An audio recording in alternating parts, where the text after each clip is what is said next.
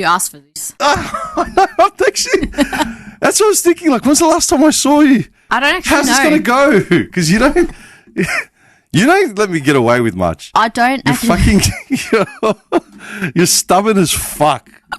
I want to say it's like the Westie Albanian in you, but like, I don't know, that's your personality. It's my personality. No, that's what I mean. Like, there's people. Part culture, part personality. I troll, and I'm sarcastic. Like, I know that about me, and you take me with a grain of salt, or you know how to sort of manage me, or you just dish it back, and I know I can take it. I got thick skin. There's no wiggle room. Bullshit. No, there isn't. There's like, you don't let me get away with anything. It's like, fuck you, and it hurts. Like, so sorry. Sorry to hurt your feelings. Hey everyone, episode 203. An old friend of mine, Edna, come in and talk about what it's like to be a teacher in the 21st century. Covered a lot of ground, and probably the first time I've done a sort of new entry episode in a long time. But yeah, it's all there, all the usual nonsense. But yeah, this is a good listen, so yeah, get a drink, sit down and get comfortable. Like, share, follow, subscribe, all the usual stuff.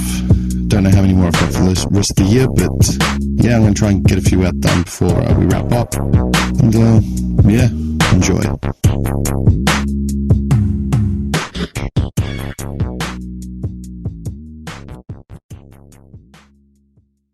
Oh yeah! Gentlemen, this is Democracy Manifest. Let's rock. You killed my father. Prepare to die. Is it with war? You leave a message, baby. I'll get back to you as soon as possible. Yes. Wait for the moon. In Springfield, they're eating the dogs, they're eating the cats, they're eating the pets of the people that live there. Will you shut up, man? Weird. I'm Chris Hansen. Oh, you gotta get that fuck. Spit on that thing. Unless you're scripted, you're useless. Unless you're scripted, you're useless.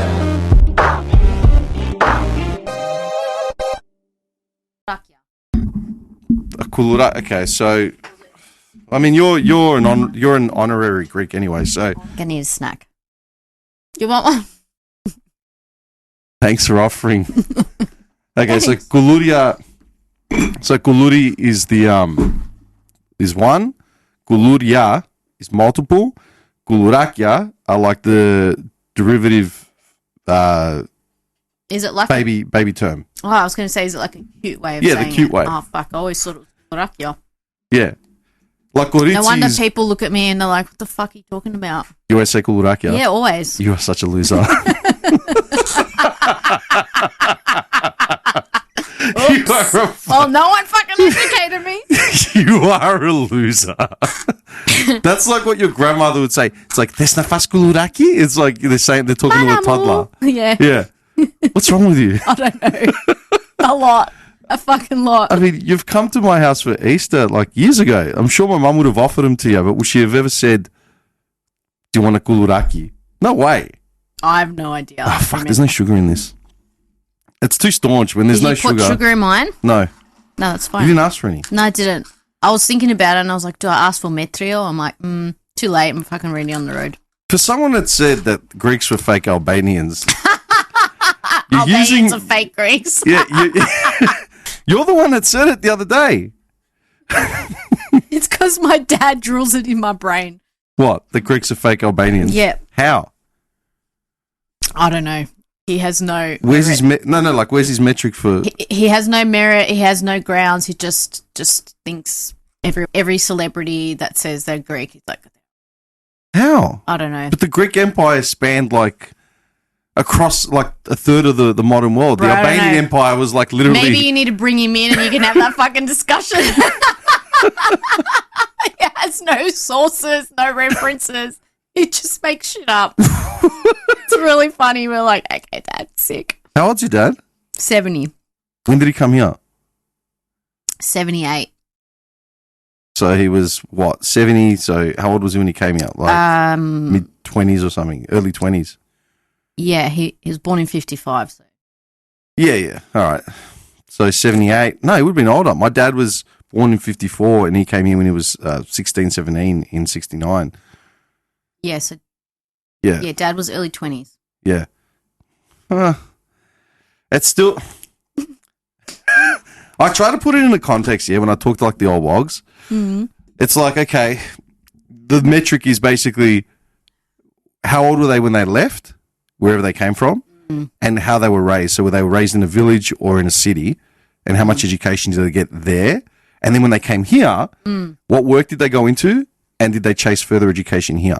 Yeah. That's pretty much the two biggest factors that sort of, form like that wog mentality. Like, do you know what I mean? Well, I guess, village life, youngest of 12. Oh, shit. So he was actually raised by his siblings, not his mum. So his siblings would have drilled. His mum was 51 when she had him. Yeah, so the siblings would have drilled that mentality into him. Yeah, I actually don't know when you started teaching. I have no idea. Honestly, my first question to you was going to be, when did you actually become a teacher, and when were you doing anything before that? Yeah, we can talk about that. Well, we have to. You still have to. I asked the question. No. Honestly, do you know why? Do you know why? Because there were a few other teacher friends that I was going to call in to come and do this, and they all didn't start as teachers out of the gate. They all had other careers, and for different reasons, all got into teaching. Does that make sense? Yeah, that's cool. Yeah. And because of their personalities, and because they're friends of mine, obviously, and we gravitate, birds of a feather, their careers started shifting within teaching to the same niche. Yeah, right. They were both chasing the same outcome and the same students and the same, do you know what I mean? Interesting, yeah. Which I would have guessed given their personalities. And knowing them personally. Exactly. So that's why I'm interested, because I actually don't know this about you. I know you're a teacher. Yeah. I know you've been doing it a decade, but I got no idea what you were doing before or what you were looking to get into. Yeah, okay.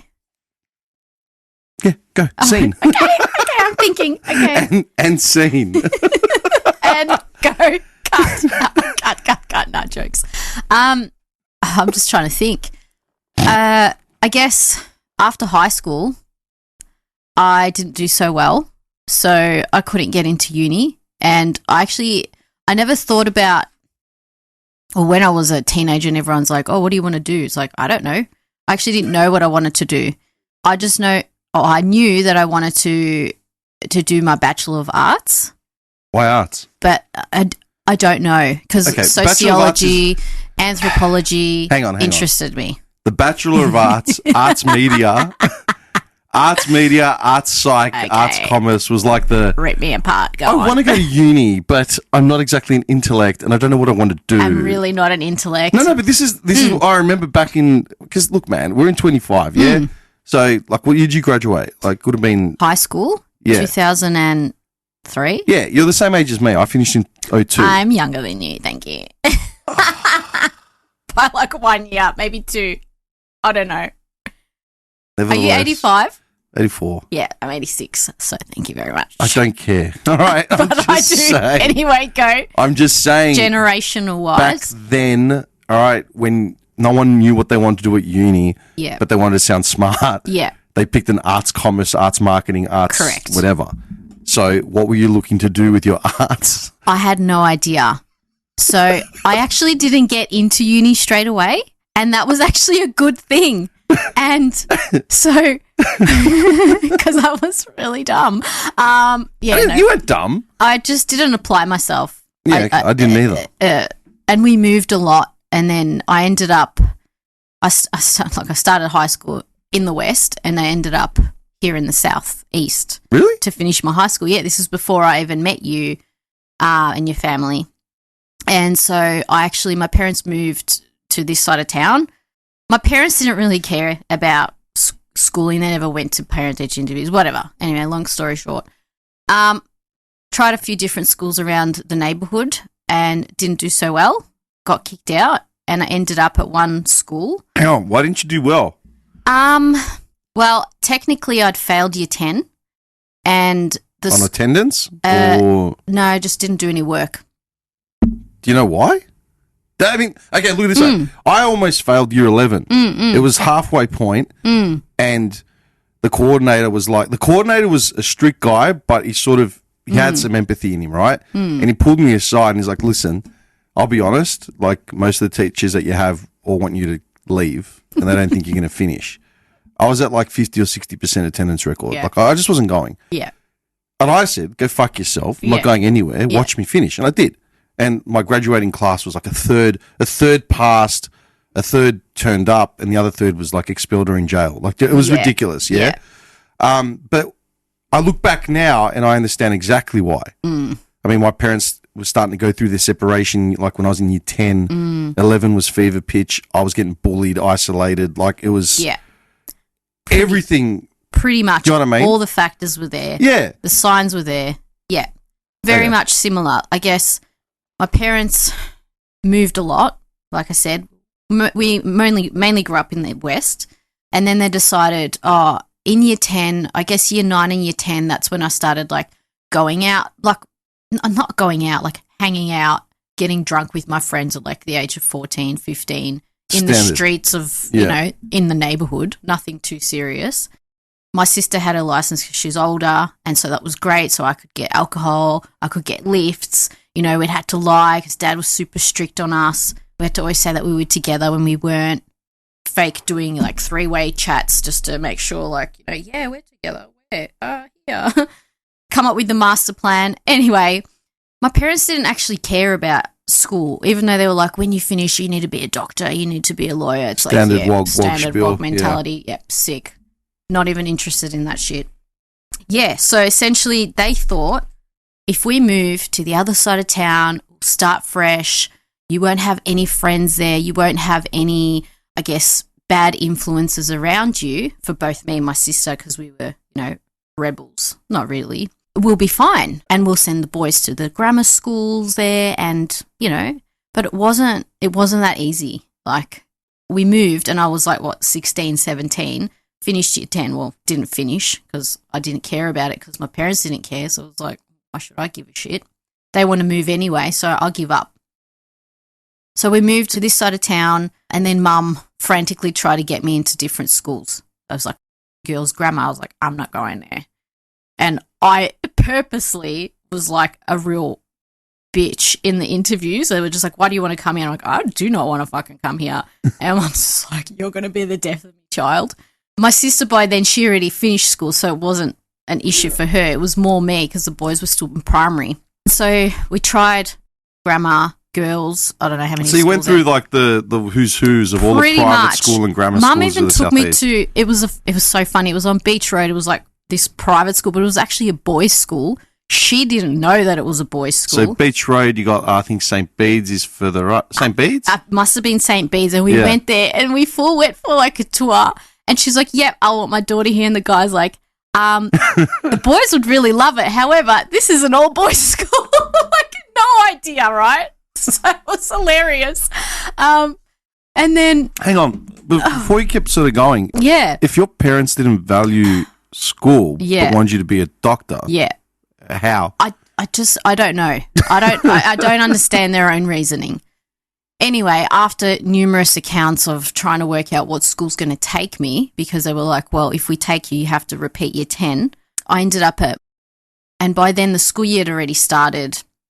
I'd missed a few weeks and they were like, oh, we'll take you into year 11, we'll see how you go, and if you can cope with the work, and if you can't, we'll make you repeat year 10. And I was just like, I already hate this. I hate the people. I hate being here. I actually even changed almost the way I looked. Like I was always a blonde, and then I actually, when I look back at my high school photos, I dyed my hair really dark brown, and I looked different. And I don't know why. I don't know why I did that. A teenager, who knows? I lasted about 3 weeks there. I remember being in class one day. It was maths, and the teacher asked to open up a textbook and read something. And you know, they go around class, and you're like, frantically being like, oh shit, which paragraph am I going to read? So I started reading. I sounded a lot different than I do now back then.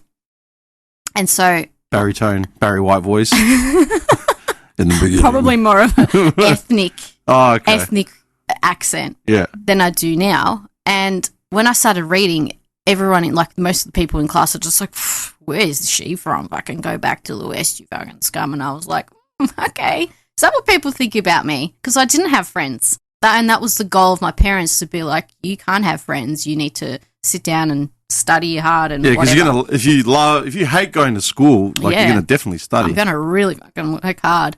Yeah. And so I remember being out on break, and back then, like the Nokia phones, like I had one of those like shiny titanium ones, had in my pocket, and I was just playing around with it.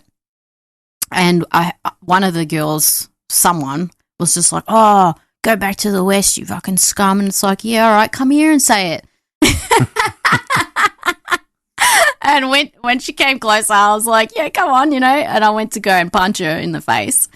And the principal just so happened to walk past and was like, "You come with me. Like, you're lucky that we even took you in, blah, blah, blah." And I was like, "I don't even want to fucking be here."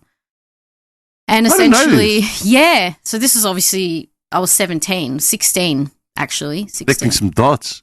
Because I probably didn't meet you till I was probably 18, 19, 20. It was like going out age. Yeah. I remember that. So it was a few years after that. Yeah.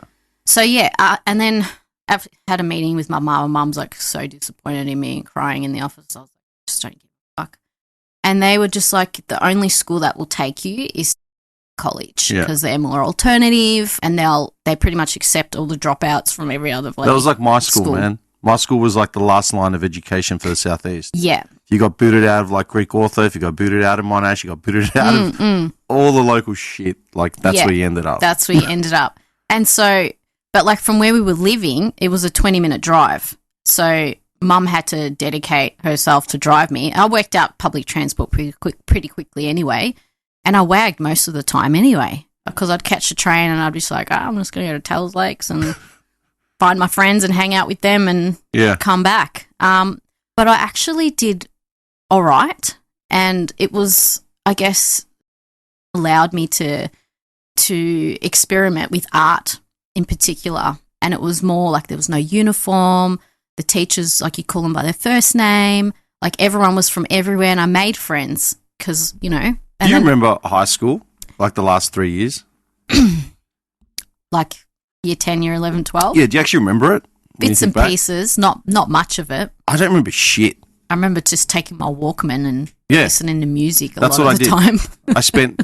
and wagging a lot. I spent year 10 and 11 wagging. Yeah. So, like, and I had my headphones on, or I'd come back home and work on music. Like, that's literally what I did. I don't remember anything. Yeah. Year 12, someone who was going through year 12 asked me, what's year 12? I'm like, dude, I got no idea. I don't actually remember much. I don't remember year 12 at all. I was a ghost. I was just waiting for the day to leave. Just to leave, yeah. Yeah. Well, yeah, so as much as I guess I needed that. I needed in that sense. At the time, I didn't love it, but looking back on it, it's like that was actually probably the best thing for me. I still didn't know what I wanted to do, and then halfway through year 12, my parents were like, "You know what? This side of town doesn't fit us. Like, we don't fit in. This doesn't suit us anymore. Let's move back." Why were they moving? Just, I don't know. It's like I feel like they're just forever traveling gypsies. They just never found home. I know, but like, it's actually not so much my dad; it was my mum. Oh, really? Yeah. It's just funny. Like, look, man, I've moved in the last 5 years. I've moved like 4 or 5 times, right? Between offices, between studios, between apartments, all that shit. And it's hard to get settled. I can't imagine doing it with kids and a family unit. Yeah. Do you know what I mean? And there was 4 of us too. Yeah. Like, yeah. So they moved back. No consistent. It's like, come on, I'm halfway through year 12. Let me finish the year. Why would you make that decision? So when I went back then to my first school. Halfway through year 12? Halfway through, asking if I could go back. Oh. Because I said, we're moving back to the area. Can I just join in? And they're just like, you can't. We're doing different curriculum. We're doing different novels. Yeah, because you read different books. And yeah. You actually just can't. So I was like, this is bullshit. So I have to travel from one end of the train line to the another end of the train line. So it took me 2 hours in the mornings to get to school and then 2 hours to come back. And it was ridiculous. So I was like, my parents don't give a fuck. But why? I don't know. Oh, wait, you've never asked them? No, they're just like, because we felt like it. Just, there was no reason. It's not like Dad had to be somewhere for work.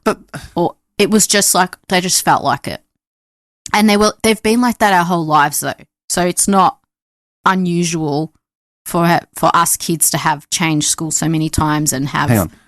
You've, as an adult, like in Yeah. the last 5-10 years, have you addressed this? Mm. Reason I'm asking, right, is because I'm listening to this from the outside in, and I can feel the WOG vibe, like I can see it, right, because it's 100 times over every WOG house. But I had it out with my mum about shit that my parents did, and she refuses to believe it or acknowledge it. Yeah. And I'm like, dude, that was my life. Like, Yeah. I am the way I am because of A, B, and C. Oh, no, it's not. I'm like, Denial. at what point did they not see that things they did were detrimental? That's what I'm saying. Yeah, they don't. And all of us kids, we're all like 4 years apart. So we have different, I guess, perceptions of what was happening at the time or different views. And like my youngest brother was like, I really loved it because, grammar school helped me thrive or get to where I am. Whereas my middle brother was like, I fucking hated it. And it was like, it made me realize like, nah, school is definitely not for me. Yeah. So we all have different experiences throughout moving so much because my parents never settled. They never like bought a place. They always rented or whatever was happening. And so they were just like, yeah, let's just try here. Oh, no, this doesn't feel like home. Let's go somewhere else. Like I'm 39. I've moved 25 times. Yeah, that's insane. Yeah. And like this year is the year that I've finally moved into my own house, and I'm just like, I don't want to move for a really long time. Yeah, no, 100%. So I've just never felt settled. And I guess, my parents never felt settled, but they just don't know what home is. They just have an inkling to the West because that's where they ended up when they first migrated. So I don't know. That's all they can tell me, to be honest. Are they part of like community, like social sort of networks?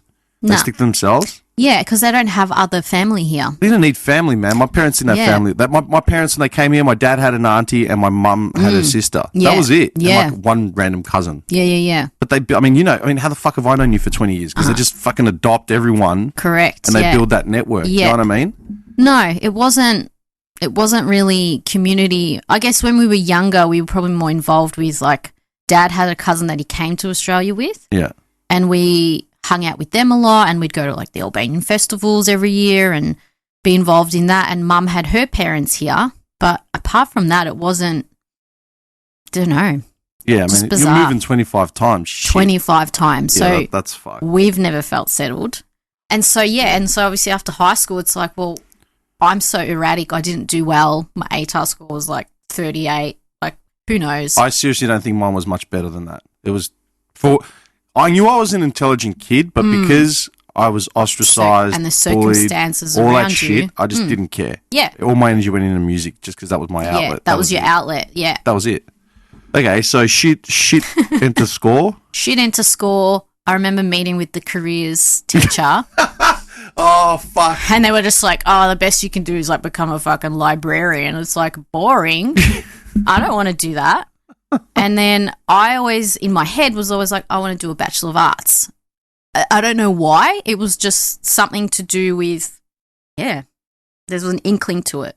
And so she pretty much was like, well, the best way to get into that or to start is to go to TAFE and do a certificate in liberal arts.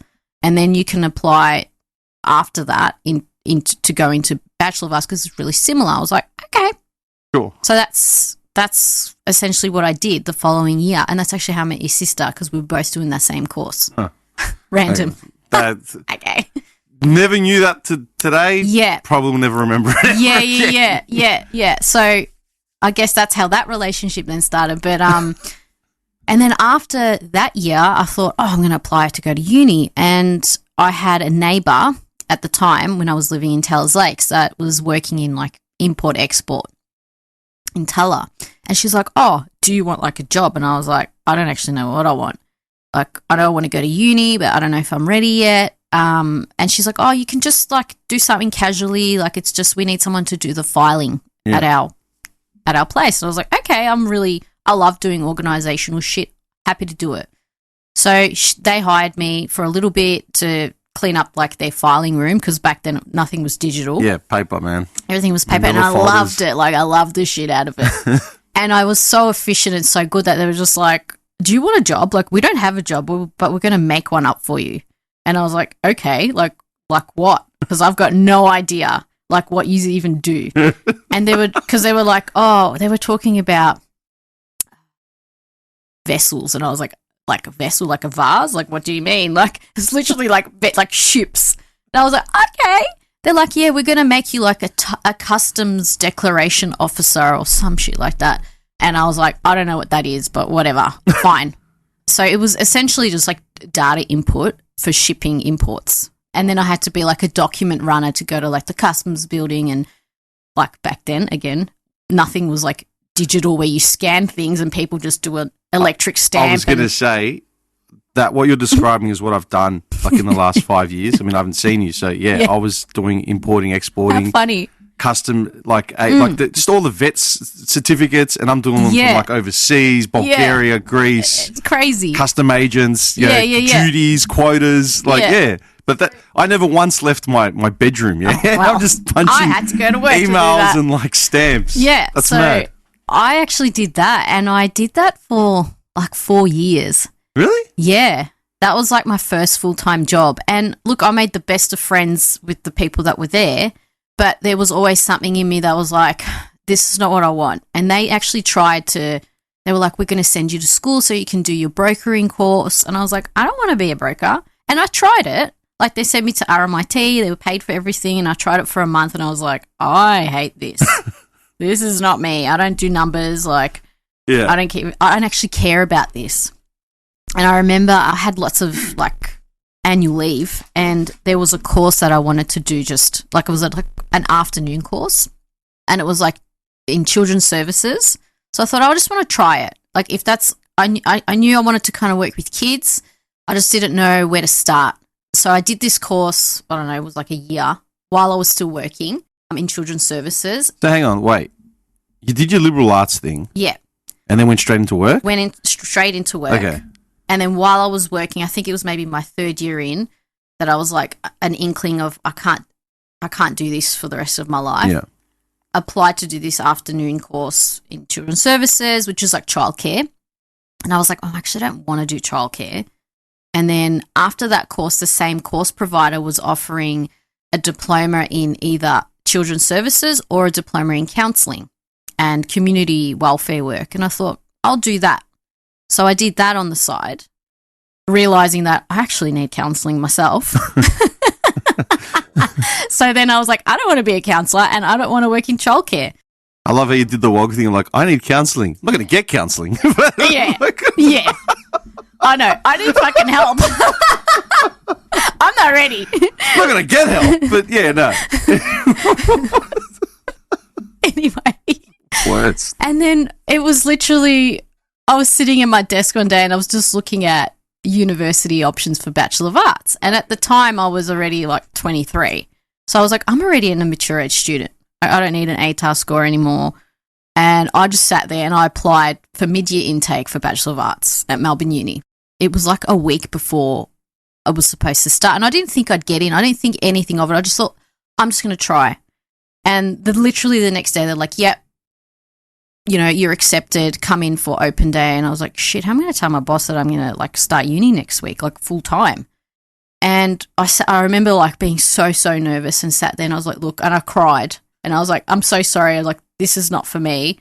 And I've always wanted to go to uni and study Bachelor of Arts. I don't know what I'm going to do with it, but I know I need to do this. And he's just like, no, like, I've been waiting for you to actually figure out exactly what it is that you want to do. Like, I'm all for it. He's like, you're way too efficient here. I go, yeah, I'm actually really bored.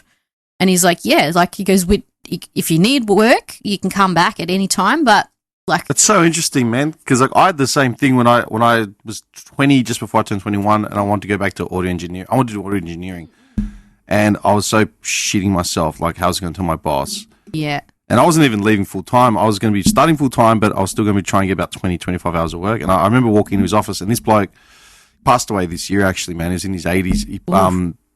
He was like rough as fuck, like vulnerable sort of Aussie bloke, you know what I mean? He took a punt on like this Greek kid, like fucking random looking Greek kid. And I remember walking in and just saying, hey, blah, blah, blah. I've applied. I'm going to be looking to start like in the next month or two, this and that. And I was like shaking. And he's like, nah, mate, you got to get on with your life at some point. All good. Like, just let us know how many hours you want. I'm like, fuck, he gets it. Like, You know what I mean? Yeah, wow. Like, he actually gets it. And then I remember telling other people, like, in the WOG community, like, I'm going to do audio engineering. What the fuck's that? What for? Like, don't you have a job? Like, all right, man. Yeah. Like, whatever. Exactly. And Anyway. look, yeah, no. I mean, and that was, not that it was hard, but it was hard going from full-time work to full-time study. And also, I hadn't been at school for how long? I didn't know how to write an essay and how to reference things and how to read books and find information. Like I was just like, it was really hard because it was like for someone like me who struggled in school essentially and with WOG parents who never was read to at night and But shit like that. you struggled, from what I'm gathering, you struggled for different reasons. You didn't struggle Yeah. because you didn't want to be there. You struggled there because you were told it didn't matter. Yes, pretty That's much. different. Yeah. So here I was, like, accepted in uni at 23, and yeah, I loved it. And and through that, obviously, with Bachelor of Arts, the face-to-face hours wasn't like full on, so I could actually work on the side. So I had like 3 random like casual jobs that I did while I was studying. And then when I finished my Bachelor of Arts, I was like, shit, what do I do now? What was your Bachelor of Arts made up of? So it was anthropology and sociology. Those were like my majors, Okay. which I loved. What drew you to that? Like, okay, hang on. Knowing that's what you were doing, right? Yeah. What were you, like, if anyone that doesn't know, Yeah. what was that made up of? What were you studying? What were you, like, God. off the top of your head? What did it involve? So sociology and anthropology were very similar because it's about societies and studying behaviors in societies and communities and observations, new experiences. And so we're learning about like different, I guess, communities, say, for example, like in Japan and how there's like Brazilian communities in Japan, and same as in Brazil, there's Japanese communities and how social it was structure, just social cultural, structures, blah, blah, cultural, blah, blah, blah. And I was like, Okay. oh, it's really interesting. Or knowing all this, Mm. when you went into uni with that shit as your outliners, and what was your end goal? Yeah. So then when I finished, I was like, fuck, what do I do with this?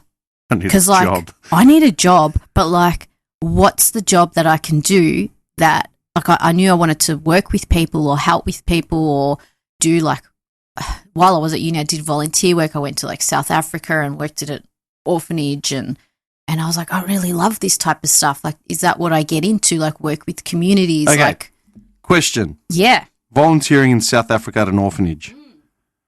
In 5 minutes, wrap up how you got into it. Yeah, so random. No, because Okay. like, I'll tell you, I'm going to preface this, right? I'm fucking sick of meeting people that are around our age and they all talk about doing shit like you're talking about, but it's just so unreachable. Yeah. It's too hard or Yeah. It's not. It's bullshit. It's not. 'Cause It's I've got not so hard. many friends that have done it. They've gone Yeah. to Cambodia and taught English, you know what I mean? Yeah. Or whatever. Yeah. So how did you get to it? So I was still at uni. I feel like it was my last year at uni, and I was just like, what do I do? Because while I was at uni, I was working casually, and I was doing like before and after school care mostly. So I was working with kids already, and I was like, okay, I think I want to work with kids. I want to maybe teach them English. So whether it was I was looking at like TESOL, like teaching overseas, and then I stumbled upon this organization that did lots of like volunteer work in different places, and I thought, oh, cool, look at that. And it was during my school holidays anyway, so it didn't impact my studies, and it was only 3 weeks. And yeah, I found it online, I inquired, I went for like a open day session, and I just had to pay my own flights and accommodation or whatever, and that was that. And Cool. It was really eye-opening, I guess, because I thought I was going there doing something good.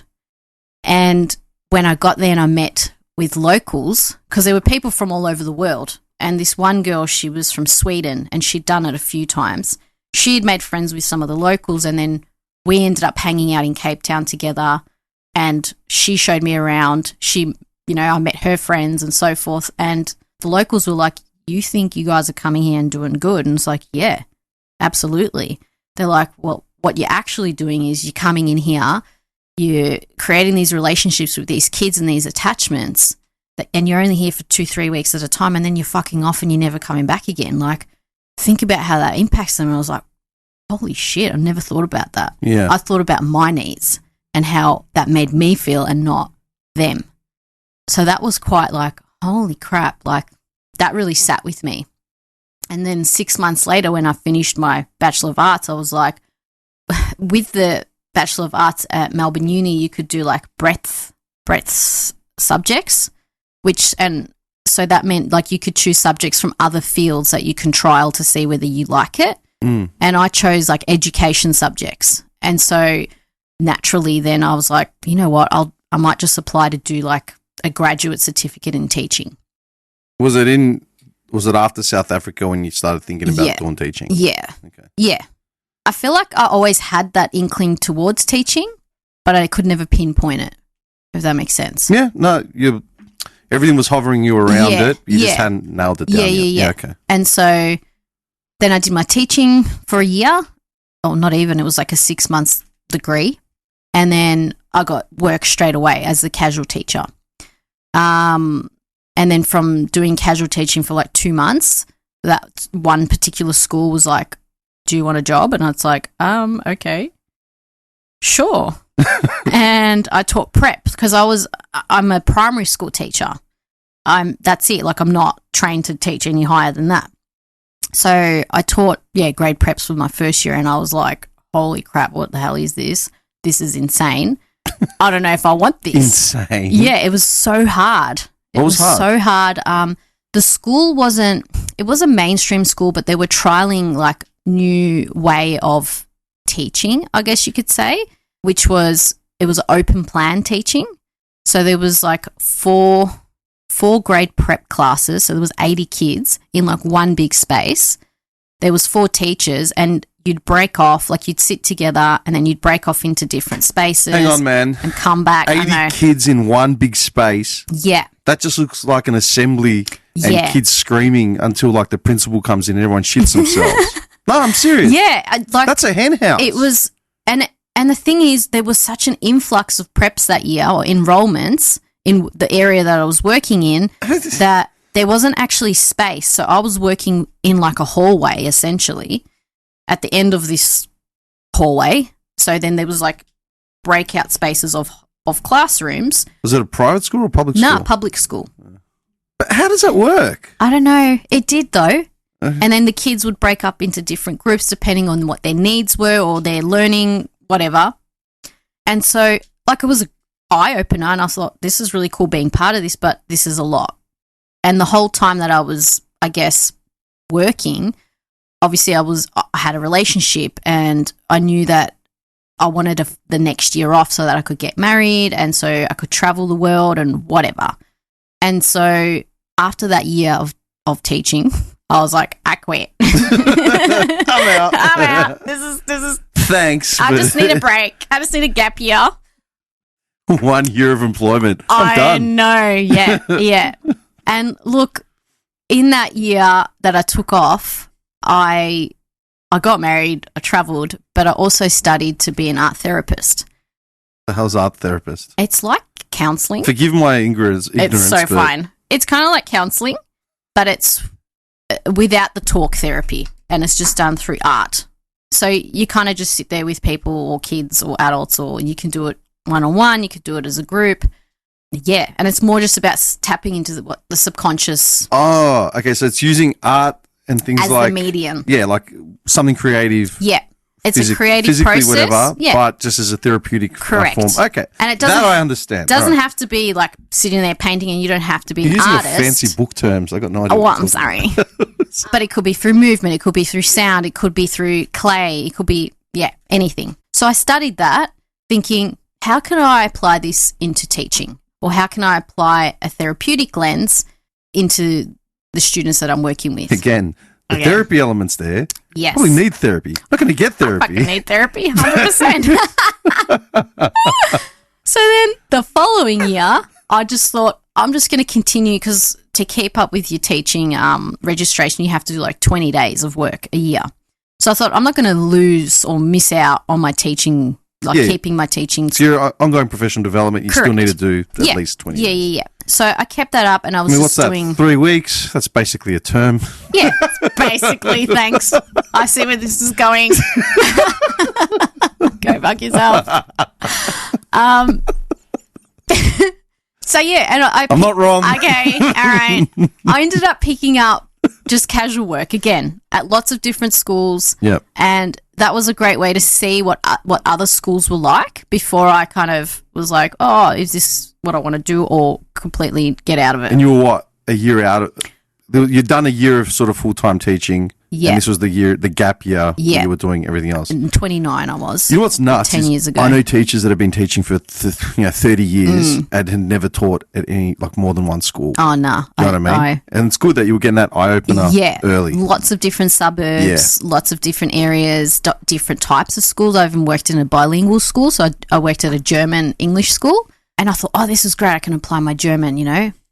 Just a flex. I just flexed that up, and it was good, but I was like, nah, this is not for me. This is not what I want. And then there was like 3 schools towards the end of that year that were like, we want you. You just need to pick. And because I was with an agency, I was like, okay, how does this work? Because the agencies or the schools have to then pay the agency like a fee to... Yeah, like a recruitment agency. Yeah. When I worked for recruitment things, they paid like pretty much 30% of my salary went to the agency. Correct. So I ended up picking one primary school, which I really loved, and I spent 5 years at. And yeah, that was prior to COVID. I taught pretty much every year. So the first year was grade prep, and then at a different school, and then I taught grade 1s, 2s, 3s, 4s, 5s, and 6s. Yeah. So pretty much every year I taught, and most of those years were composite classes. I did that, 5 years, and then it was towards the end of COVID, and COVID really shook shit up, I guess. The pressures on us as teachers to not just perform but to be online with kids was a lot, because we weren't just sitting at home in our bed, you know, creating lessons. Like, we had to be really creative and engaging and trying to be like, well, how are we going to get these kids to do work? And the expectation was that you'd still run reading groups and writing groups and numeracy groups every single day with these kids. And, you know, that was hard. And I don't even think I think it was, what year are we now? 2021. And it got to like August of that year. And I was like, I can't do this anymore. And we started going back face to face like a few days. And I remember sitting in my boss's office, and I was emotional, and I had a tough class. Like, I had like 23 kids, and probably 3/4 of that class had needs. Like, they were on individual education plans because they had like autism, ADHD, whatever. And I was like, you've given me the toughest class in the school, and I'm a leader. Like, I'll have to lead a team of 5 teachers, and it's a pandemic. Like, this is insane. I feel like there's a lot of pressure. I'm like not getting paid enough. There's only one of me. I'm being pulled, and I sat in her office, and I remember crying and being angry. And I said to her, I just don't give a fuck about teaching kids how to write a fucking narrative. I don't care about them knowing what the language features are and the layout features are of a narrative. And she was just like disgraced at what I was coming out of my mouth. I was just like, I just don't think this is for me anymore. And she was just like, that's what it sounds like. And I said, so I'm going to be looking elsewhere, and I don't even know if it's going to be in teaching.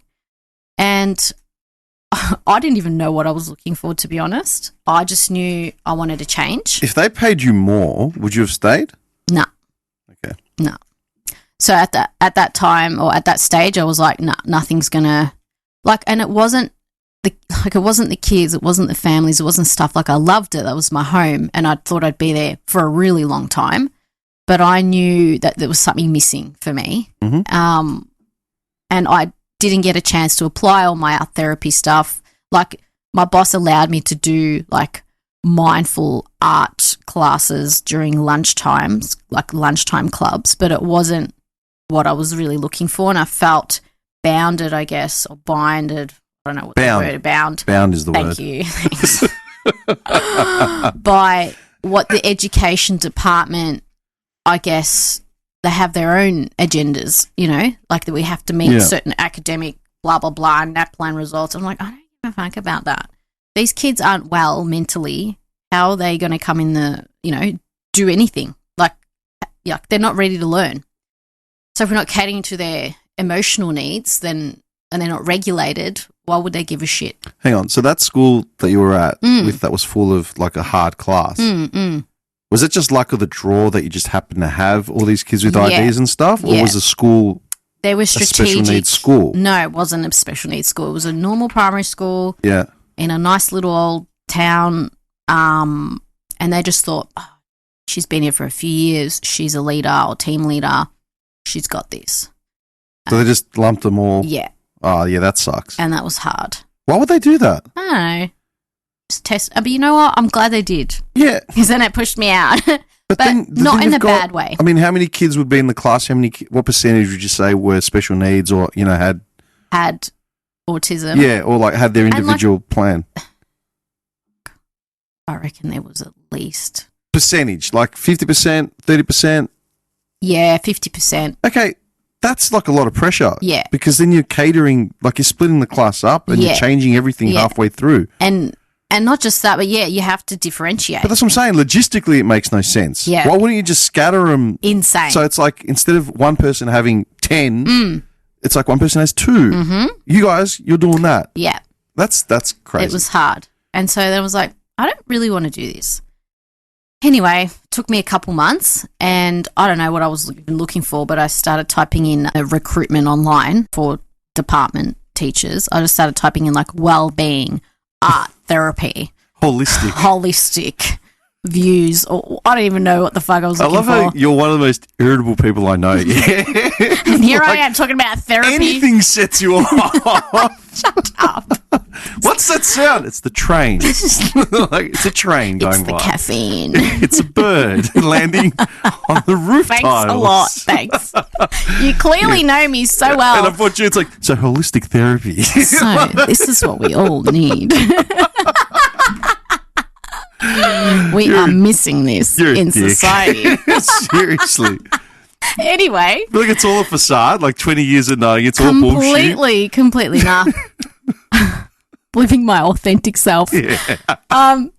Yeah, so I don't know. Somehow I came across a job within the same neighborhood, essentially, but it said it was like an alternative setting, and I didn't even know what that meant. And I thought, is it a special school? Because I don't want to work in a special school. Like, I felt like I've had the hard yards already this year. And then they didn't even have a website. Was that actually a school? Yeah, I was like, does this place exist? I've never even heard of it. Like, what does that even mean? And you then go down there, you open the door, it's just like 80 Filipino women rolling cigarettes. You're like, what the hell? Where the fuck am I? Underground. Got your CV. Yeah, it was really bizarre. And all there was on the job description, there was a number to call, like a mobile number. And it was like the campus print. And I was like, fuck, what have I got to lose? Yeah. So I called and I was just like, I'm really curious. Like, what is this about? What are you looking for? It says that you're looking for a secondary teacher, that it's an alternative setting. Like, I don't understand. Like, tell me more. Make money now. Is it teaching? Like, can I still be like a primary teacher? Like, do I need to have some special skills or rah, rah, rah? Because it says, like, you know, you're working with highly, like, complex individuals, blah, blah, blah. And my boss now, who's my boss now, he was really transparent, and which I really loved, because he was like, no, like, we really encourage primary school teachers because a lot of these kids have missed years of schooling and they've missed the foundations. And it's like, okay, so you don't need me to be a secondary trained teacher. He's like, no, definitely not. We just need someone to come in to essentially teach these kids for a couple hours a day to make them numerate, literate, give them some social skills. So how old are these kids? High school, so year 7s to year 10s. So they're high school age students. Yeah. But their developmental skills are sort of staggered. Yes. I mean, yeah. in a sense of yeah, okay. Because of various reasons. Maybe they were moved around 25 times before they got there. Probably, yes, absolutely. And I was like, okay, this sounds really interesting. Okay, before you go into this. Yeah. So before that, you were at that other previous school for like 5 years. Yeah? And that was the longest stint you'd had at one school? Correct. You would have formed attachments to kids and shit by that point. It was really difficult leaving. I was going to say, how did that go? And I guess that for me was really hard because at that stage it was September and the year hadn't obviously even been done. And I loved these kids and I hardly saw them because of COVID and the families as well. And some of these kids I taught 3 years in a row or 4 years in a row. That's what I'm saying. And when the news broke that I actually got the job and I was leaving, I was hoping to stay for the year and start the following year. But the school that I'm at now, they were like, no, we're desperate. We need you to start as soon as possible. And I was like, I don't know if I'm emotionally ready for this. And I bawled my eyes out. And my boss from my old school was just like, you're making a mistake. Like, this school that you're going to, these kids are going to, mentally drain you. Like, you're going to regret it. That's part and parcel. And I was like, I know you need me, but I need a different experience. And she's like, you're going to come back crying. And I was like, oh. She was really supportive in the end, but I remember sitting with her and bawling my eyes out because I was like, I don't know if I'm making the right decision.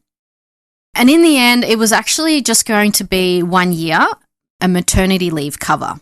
So I thought, if anything, because I was ongoing at my initial school, I could take that 1 year off and go back to my main, my initial school. Yeah. So I was like, you know what? I've got job security. What's the worst that could happen? For 6 to 12 months and then let's just see how it goes. Yeah. The hardest part for me was leaving the kids and telling them. So, I might cry if I talk about it. But, and the families. And they were all just shocked. They were like, why are you leaving? Like, we love you. Like, what did we do? And I was like, you didn't do anything. It was just, I felt like I need a change. And so when I did get the job at this other school, it's hardly any kids.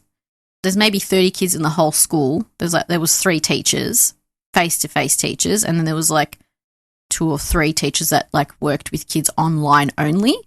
And because of the area that we work in, it's a really low socioeconomic area, complex kids. We invited all the kids, even though it was end of COVID, to come on site, and they'd all just get their laptops and they'd only be at school for 2 hours or 3 hours max because of the engagement levels. And it was very different because, I was so used to little kids eating out of my hand and getting excited to see me, to these kids walking in and we're like, who the fuck are you? And it's like, okay. And primary school kids calling you Miss So-and-so, and to going into this high school space or alternative setting where they call you by the first name. And I remember I had this group of boys, 16-year-old boys, maybe 5 or 6 of them, troubled in their own ways and getting up to no good in the community. And I don't know what I was trying to do with them, reading and numeracy and literacy and play games just to keep them entertained and, go out and work on bikes and do, movement stuff, and they'd teach me how to kick a footy, and it's like, this is cool, we can have a laugh. And at the time I wasn't yet trauma trained, if that makes sense. We all had to do this trauma training so I was just kind of observant of how everyone else was doing things, but everyone was really observant of me and how I was doing things, because they were just like, you're coming in here, or I was going in there with a sense of more structure. I was like, I need this. They didn't have a structure. They didn't even have a proper curriculum that they worked through. So I was really struggling without the structure.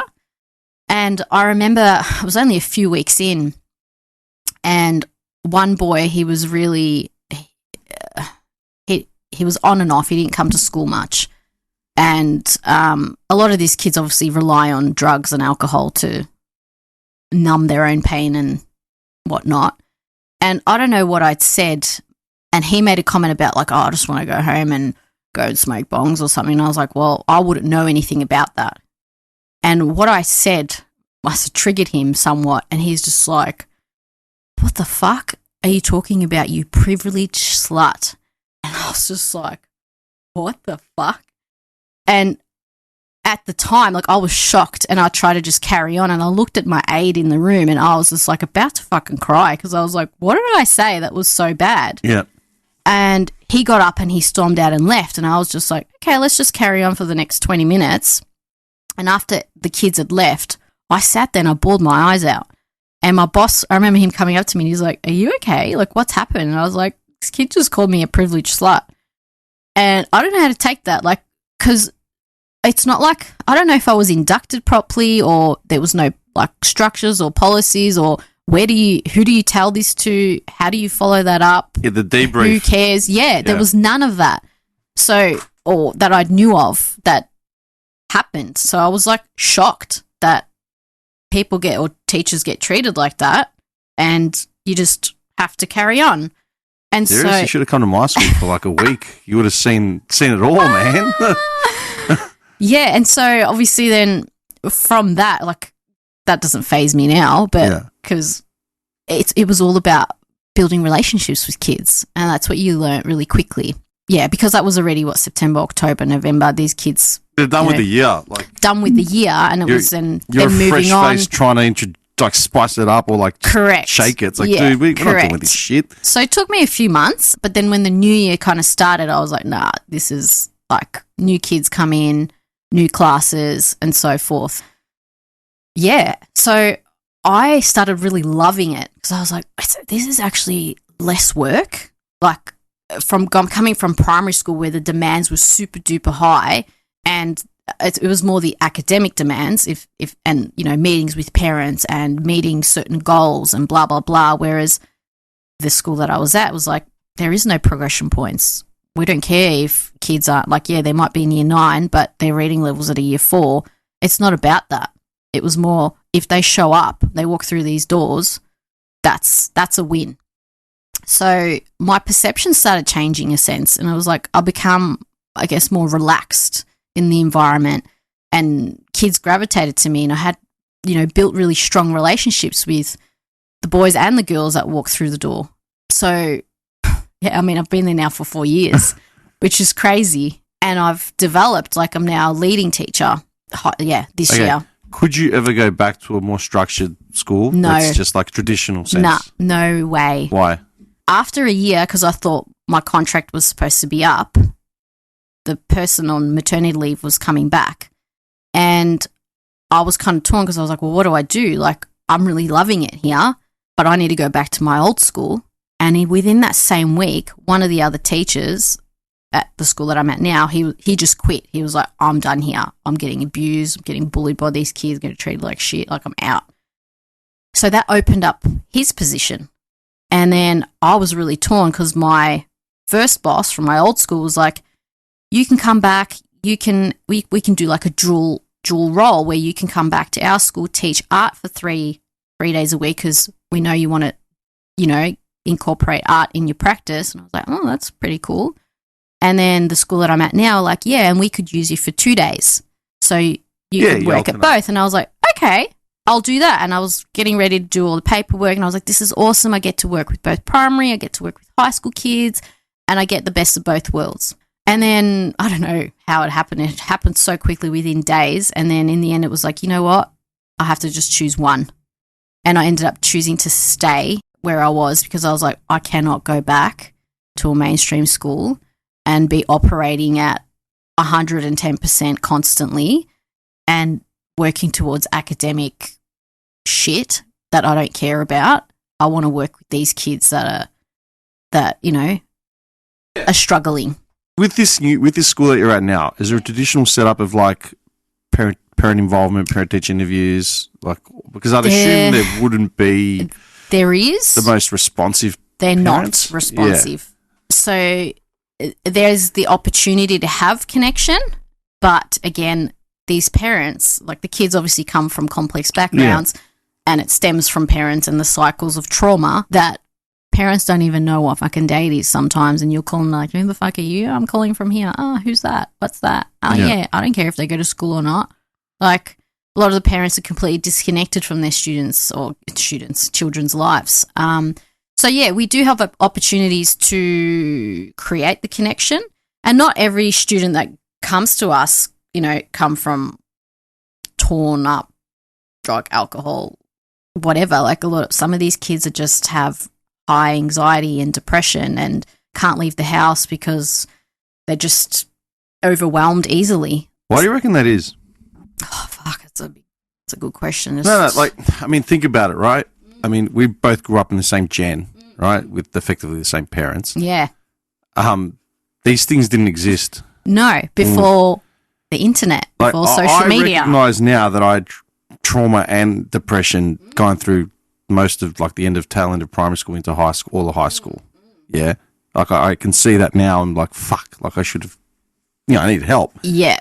But you couldn't talk to anyone about that shit then. No. But that was 20 years ago. Correct. So why is it now that kids are turning up with more IDs, more? So much. So many Is it because needs. parents don't give a fuck? Or is it because, like, what do you bring it down to? Everyone says it's devices and social media. Well, that's part of it. But I feel like it stems from parents and education, or the parents, like, it's this cycle. It's still the same shit. It's still the same shit. It's just become more available. Not available, but 20 years ago, we didn't have social media to be like, I'm sitting in my room and I want to fucking neck myself. Like, Look, I feel, what they see. I don't know. You know what shit is that? I feel like social media is the easy out.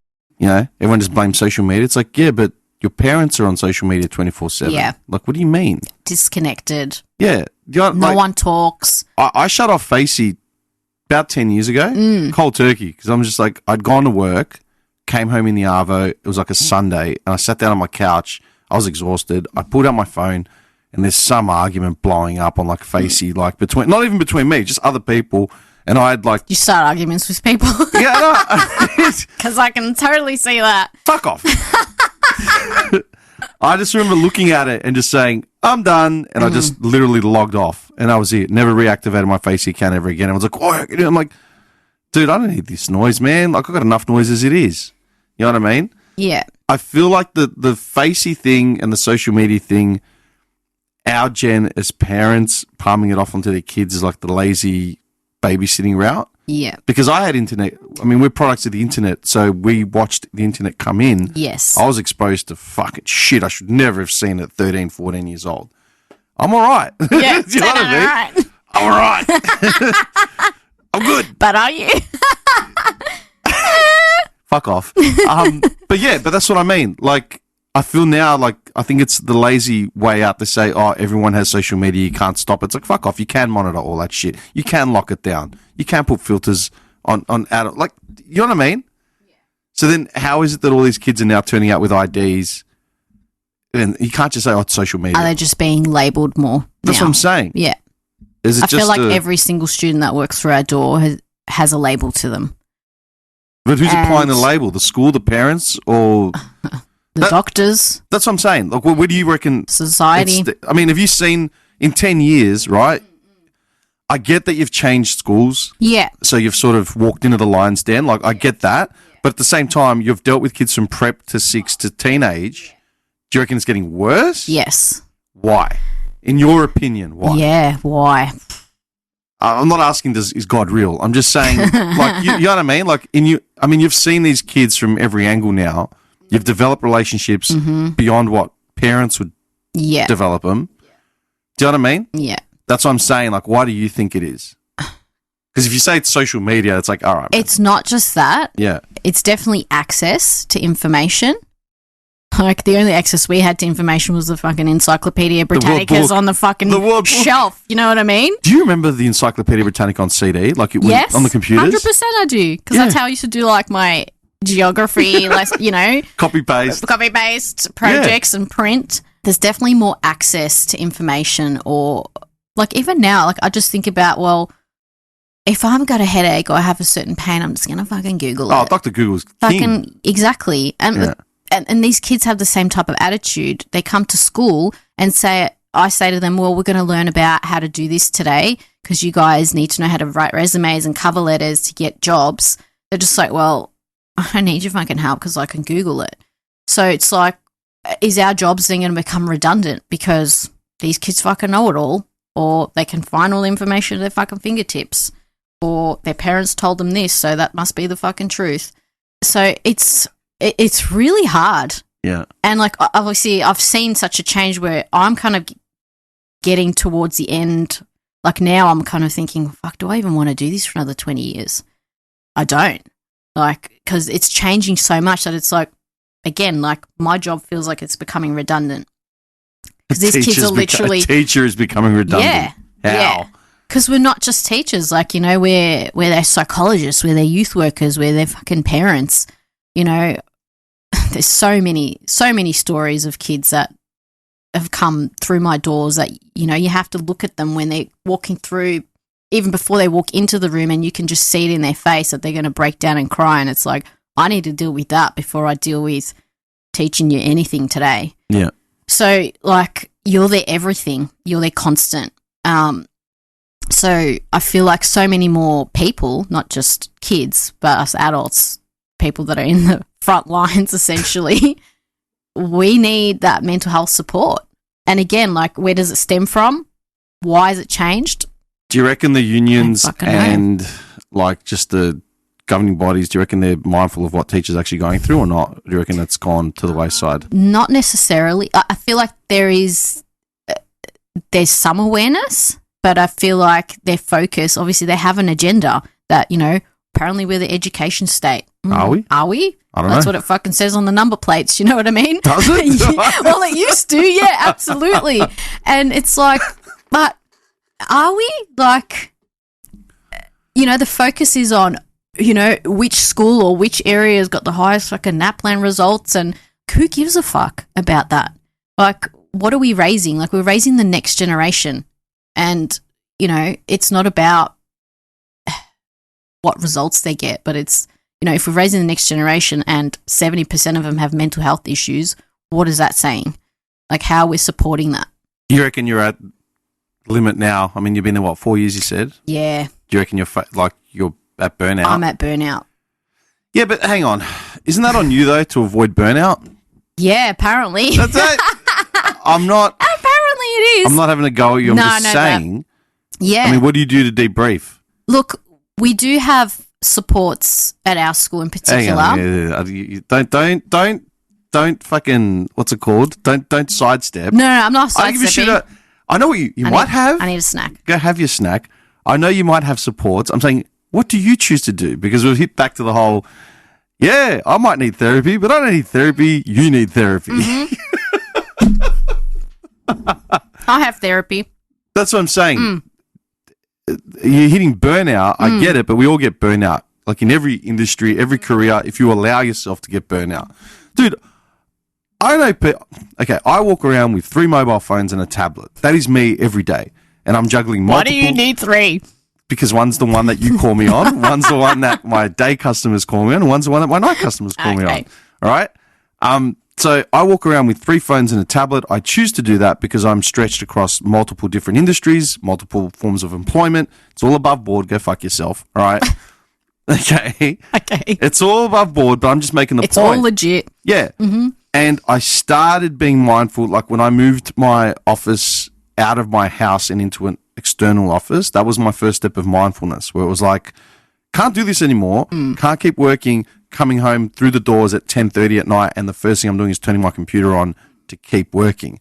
So now it's like I go to my office, which is conveniently not next door to my house, like as in not in the same building, and it was like, cool, I can sit at the office till God knows what time, but once I get home, I'm not turning my laptop on anymore. Do you know what I mean? I might look at an email, like a check email that comes through, but that's it.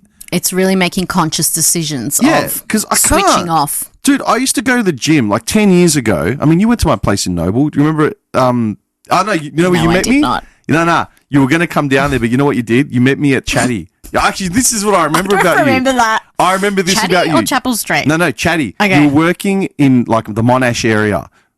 And you met me at Chatty on like your lunch break. I was getting my phone line connected. I just moved into Noble Park. Was I working at Maya in like fragrances? I don't know. You were in Monash. You were in that area for some reason. Okay. And we're going to have lunch or something. And I said, oh, this is why I remember it. Because this stands out. Because I still remember your face. Because you're laughing. You came with me to like Telstra or Optus or whatever. Right. I was porting my phone line from Clayton to Noble Park. And the guy's like, oh, it'll take like X months. I'm like, what? And then they're like, oh, this is my old number. Yeah, you can't have it because you're in a different district and the exchange is too far. Like, what do you mean? Like, I've had this number for like 10, 15 years. You were laughing. And the guy's like, yeah, sorry, man. So I ended up getting a new number. They ported it. I never used it. I never even plugged the phone in. That's why I remember it. What? I do not recall that. Yeah, I just remember it because you were in the area and you're like, yeah, I'll come with you to Chatty. I'll never forget that. That is funny. Because I was just like, what do you mean? Like, I've had this stuff. And you're just like dying. Anyway. Okay. Don't know why I segued to that. Okay. No, what I'm saying is about the mindfulness of your own mindfulness. Yes. Right? You're feeling burnout at 4, but you chose to walk into the lion's den of kids and students that were, what's it called? Far more progressed and needed, like you felt overwhelmed at the primary school because you had 50% students that had IDs or forms of mental health issues. Chose to go to a school where it's nothing but. That's on you, man. Yeah, but the workload was less. So the workload was significantly less, and we had one day where there was no kids. So I was like, this is the best. Is that like pina colada Monday? Do you like pina coladas? You're worse. It was, and it was a Monday back then. Of course and it was like, this is the best. I'm not going in today. Hardly do any Long work. weekend. And then I only had like 2 classes a day. This is what my tax dollars are that going went to. like for 2 hours. Fantastic. And half the time the kids didn't show up. So I was like, I'm getting paid to do fucking nothing. You sit down and start rolling a joint. Sometimes being abused, but you know. Yeah. So in a way, like the workload was less, but the mental load was more because you had to be almost vigilant of that. Instead of sidestepping like you did before, okay. What did you do for your own mental health and well-being? Okay. So I had more time, obviously. So I signed up to the gym. Okay. And I was really religious with that 3 times a week during the week. So Mondays, Wednesdays, Fridays, in the mornings, I'd go before work. Okay, I just realised, I just remembered how I segued to fucking Noble Park. Yeah, you're telling me I fucking segued and you're the one fucking I just remembered why. It's because we're going about mindfulness, yeah? And when I was in Noble Park and I was working as a labourer and I was fucking exhausted, I still managed to go to the gym every night from like 10:30, 11 p.m. till midnight. But that's because I wasn't working 18 hours a day, 7 days a week like I am now. I've tried desperately to make gym a routine, but it just doesn't work. Do you know what I mean? For me now. It's just too hard. Like, I've got to do better, and I'm slowly getting better at managing time, but it's because I'm constantly looking at my phone at 10:30 at night. I had a client message me yesterday. Hey, sorry for messaging you on a Saturday, but we're after this, blah, blah, blah, blah, blah. Spoke to your boss. Can you confirm that? And I'm sorry, I looked at it. Should I just leave it till Monday? Boundaries. Do you know what I mean? So I've just got to get better at, and I started by removing the office, but it's a work in progress. Yeah. So environment is big. Gym was step 1. Step 1, because movement for me I felt was important. Otherwise I'll get stuck in a rut and I just lay in my bed and be depressed. So gym was 1, and then obviously I studied art therapy for a reason. Why not apply it to my fucking self? You're just writing prescriptions for drugs. No, I can't do that, unfortunately. That's what I like myself. But it's essentially, it's like use it. Yeah. Like I have to do it myself you have the in techniques, order to do it on others or with others. Yeah. So it was taking time to myself, whether it was after work or whether it was on a weekend and I was home doing nothing. It's like, well, just rip out all the art supplies, do meditation, and then after the meditation you fall into like doing some sort of therapeutic work with art to just release stuff. What do you do? Well, with the art therapy where it's just like drawing without thought, and that can be really hard because we put everything's like rational. What does this mean? What does it mean? But yeah, like painting, like for me, just creating art was, and it didn't have to be anything. I'm not an artist, but it was just the movement of the paint or using clay or even like collaging. Like that's the type of stuff that kind of helped me to like release. I don't know. It was just a way of expression. You know what pisses me off? I had one vision for my apartment when I moved out of Clayton to Noble, and I've never done it, and it shits me. I wanted a little Reiki sand trap. You know those Japanese sand gardens that are like, they're the size of like an A4 piece of paper. Yeah. I never got one. I don't know why. Why don't you get one now? I know. I just want to be able to draw in the sand, you know, like do the shapes. Yeah. And with the water feature that you just plug in. Yeah. I always felt that would be like therapeutic. Calming. It's therapeutic. I should get one. Yeah. All right, done. That's new. Add that one to your list. That obviously helped a lot. Temazepam, rum, Japanese Reiki Sangard. And obviously having... To do Monday. I also found sound healing, which you can just do on YouTube I'm whatever. I'm picturing you listening to Tupac and DMX like on repeat. Well, absolutely. In my car. Yeah, that's my list. That's on one of my playlists. Definitely. So singing, not that I'm a singer, but in the car, I've heard your great. singing voice. No, you haven't. Yeah, I have.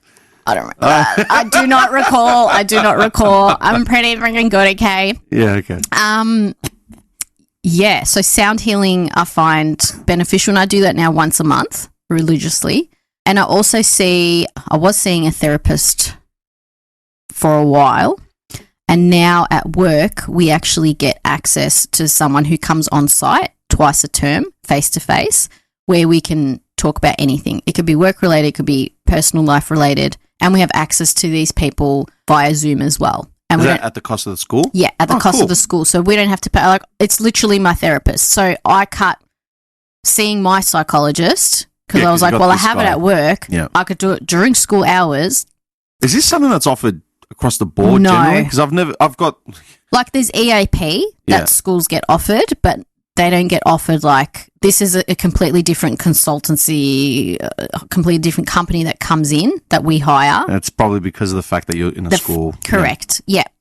So utilizing that, especially because of the work that we do and the traumas, the secondary traumas that we... Let me ask you a question. Yeah. Your colleagues from previous school and now... Yeah. Laughing. So different. Explain. What do you want to know specifically? Okay, so your colleagues at the more structured sort of traditional school, were they facing burnout themselves, like say as quickly as you were, or as in the same shape or form? Because I mean, you were struggling because you wanted to do more, right? Yeah. Or different? No, everyone was struggling. But that's what I'm saying. Not everyone has your outlook. No, correct. I'm not saying it's wrong. I'm saying we all get into different things for different reasons. For different reasons. But even traditional teachers, were they still struggling? Yes. Why? Repercussions of COVID and the amount of time that we had to spend online with kids was almost the same as what we would be doing face-to-face. So the face-to-face hours that we traditionally had with kids prior to COVID, like the expectations were like, you still have to be online with kids or available for that whole time because you're still working. But then it's like, man, I'm online face-to-face and I have to be chirpy as fuck and structured in my approach to try and keep the same kind of momentum. No more sleeping lion time. Go out for recess, pack off. Let's play dead fish. Dead fish. Like it was so... Can't do that anymore. No, can't do that shit anymore. So... I need a minute. It's really difficult. Sleeping lion time. So yeah, definitely. That's a thing. I don't give a shit, all right? Okay. Anytime you guys want like a 5-minute... Dead fish. I can't do it with the high school kids because they're just like, are you fucking serious? How can you dead fish with high school kids, They just don't give a shit. They'll tell you to get lost. High school? They don't even want to play any games. Well, some of them do. Wait, hang on a second. When you say high school kids, right, their education levels are... Primary school. Yeah. But their intellect surely isn't... I mean, it's stunted? Yes, Okay. I would say so. So they've got IDs, like... Not all of them. But... Some of them have just not gone to school. Okay. Is that right? Yeah. Okay. We live in the city. Yep. There's weather. We're in Melbourne. What do you mean? Okay. Like that's the one. I didn't think it was going to rain today. All right. Anyway. Nevertheless. Yeah, not all the kids have IDs or ASD or OCD or whatever. Like some of them just refuse. They're just school refusal. That's it. So, yeah, we do play games. What happens if you spot something that you know is probably a serious external, situation? What's your responsibility as far as that? We're all mandatory reporters. That's part of our duty of care. We have wellbeing officers, coordinators that work alongside us within the school. That's our first protocol. I guess me being part of a leadership team, like we talk about it. We're a small school. There's essentially only like 30 kids face to face. So things get dealt with pretty quickly because we deal with a lot of the vulnerable families that are connected to child protection and so forth. So, yeah, even things that we have links with, like the police in the local community, because things happen in the community. Oh, I'm sure they know who you are. They know who we are. They know who our kids are. They don't know who I am. They know who our students are. They know who you are, man. So we have like a direct person that we talk to, and we're just like, hey, do you know about this one? You reckon it gets dealt with like pretty quickly? Look, we've had a few tragedies over the last couple of years with some of our kids. I'm not going to get too far into it, but obviously there's stuff that happens in the community, especially with this whole machete knife crime stuff that's going on. And yeah, we've had tragedies where we've lost kids, and other external, not agencies, but government related education have had to come in to support us as teachers to be able to support the kids that we're dealing with who are friends or affiliates or whatever of the kids that were affected. So, and this is secondary trauma that we deal with. Obviously, this is an alternative setting. This is not someone necessarily from a mainstream school would have the same experience. Hang on. So you said that there's no real curriculum. Yeah, no, there is. There's obviously a guideline. There is a guideline that we create, still like from the curriculum, but essentially our main goal is to make sure that they can leave our space being literate, numerate, have some sort of social skills or pathways. So ideally, some of these kids may only come to us for a few months, a year or two, sometimes stay with us from year 7 to year 10. And then we offer like transitions and pathways, whether it's into schooling, whether it's into work. Okay, so over like say 4 years, you would have had the opportunity to see it, if not many, but you've seen some students go from 7 to 10. Yeah. Yeah? Yeah. How do you feel they do? Generally, pretty good. Yeah. Because a lot of the mainstream schools or that we work with. Okay, I don't want to say it as in, I'm not wording it in a way where you feel like you're wasting your time, but more as in, are you fighting a losing battle? Or do you reckon you're doing? No, you're making. I feel like I guess we like, or what we call it is, it's the long road with a lot of these kids. Yeah, it's always a long game, dude. Life is a long game. That's it, not long life road. Is a long game, and I'm realizing it now at 40. Yeah, you know what I mean? Because, dude, like, I don't know about what you know about me, but like, I never went to uni, right? I got a shit into like coming out of high school. I went to a shit school. Yeah, right. Just a hustler. Fuck off. Saying that in the like most sincerest way possible. You cannot lie to save your life. I'm not lying. Right? No, I'm just making a point. Yeah. Like, I only started making serious turns in my life maybe in the last 5-6 years, and that's during COVID as well. Yeah. Do you know what I mean? That's because I started seeing bigger pictures, started investing. I've always said it. I got 2 professional mentors at like in 2017 and 2018, and it's only through them that I actually started doing something beyond the 9 to 5 fucking sort of loop. You know what I mean? Like my burnout. You ever worked as a labourer? Burnout comes quick, and that's why you get people becoming degenerate gamblers and alcoholics and drug addicts. Do you know what I mean? Yeah. Because those are the vices. There's no guides. And when you've got that, well, I kind of have to go to work, otherwise, like, my rent's not going to get paid. And there's no mindfulness when you're working. Do you know what I mean? Like, tell me where the mindful coach is when, your shift's cancelled, but you've got a new one at 2 a.m. tomorrow. What do you mean? Shit. Like, I'm getting married on Sunday. That's not an option, mate. Like, well, consider yourself dismissed. Like, these are realities. And Absolutely. so it was only in 2017, 18 when forcibly, like, these mentors sort of just were wedged into my life, and that's when my outlook and opinion started sort of changing. You know what I mean? But that's like the long game. I keep trying to tell people it's the long game. I never went to uni. Yeah. Because, I mean, I couldn't get into uni to save my life. I didn't know what to do. Yeah. Like, well, what the fuck do you do? Like, just need to make money. Yeah. For the time being. And then doing what I wanted was always like creative fields and shit like that, where there wasn't really Work. pathways or money to be able to be sustainable. So that goes out the window. And then you just got to keep reinventing the wheel or just finding something that you can tolerate as opposed to fucking can't stand. If you can find something that you're passionate about, that you love doing, and you're getting paid well for it, fucking you hit the jackpot. Absolutely. You know what I mean? Absolutely. I keep trying to tell people that. Stop being idealistic. You're going to you might hit a job you like, and more likely It's going to take you 20 years to get there. exactly. Or you're going to build it from the ground up yourself because you've eventually found a way to do it. But it's not gonna, if you get it out of the gate, fuck, man. Like, buy Scratchy tomorrow. I know. Do you know what I mean? Wish I was that. Yeah, absolutely.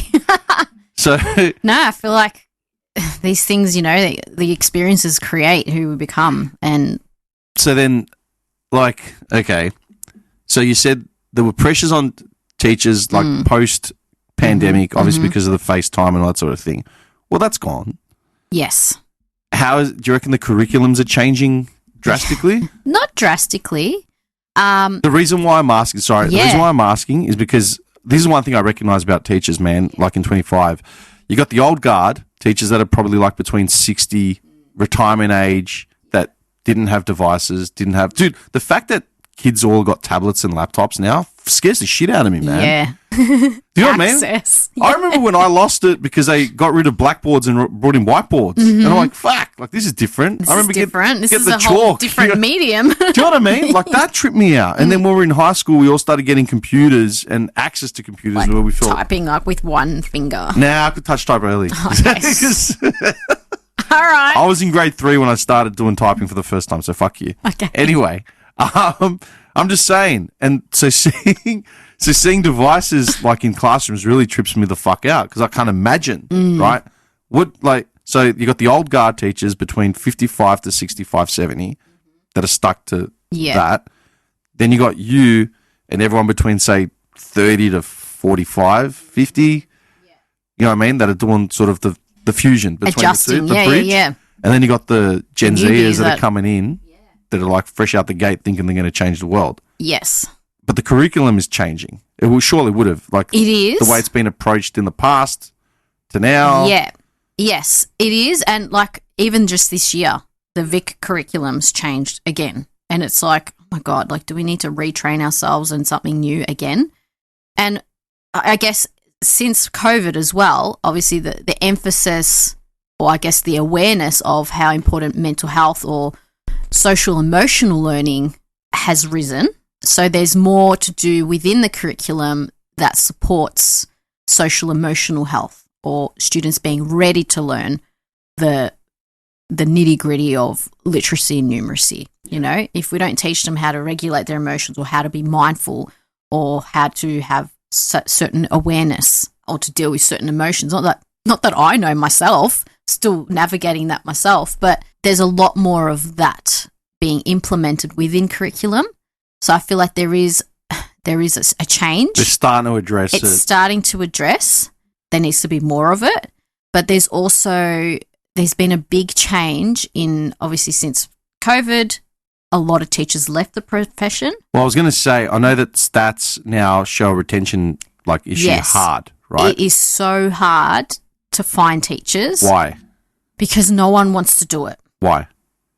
Burnout, because of the changes. And it's like, you know what? And the access for kids.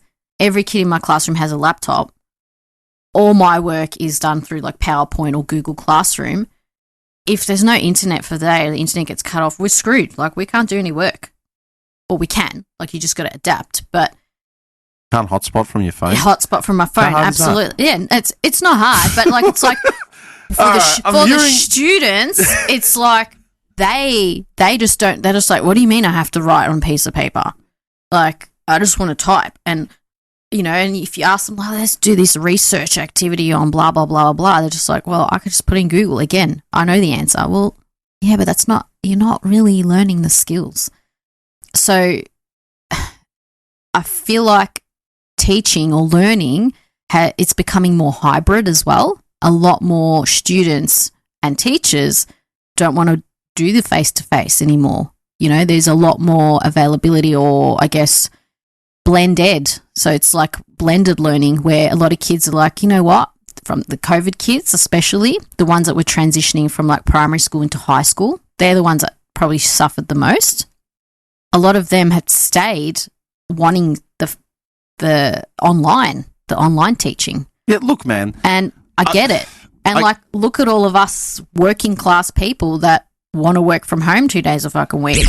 Just stopping the feed for a second. If you've made it this far and you haven't already, please subscribe to our Spotify, YouTube and social media accounts. For every new like that we receive, we get a crisp $100 bill from Mark Zuckerberg and we put it right back into production costs.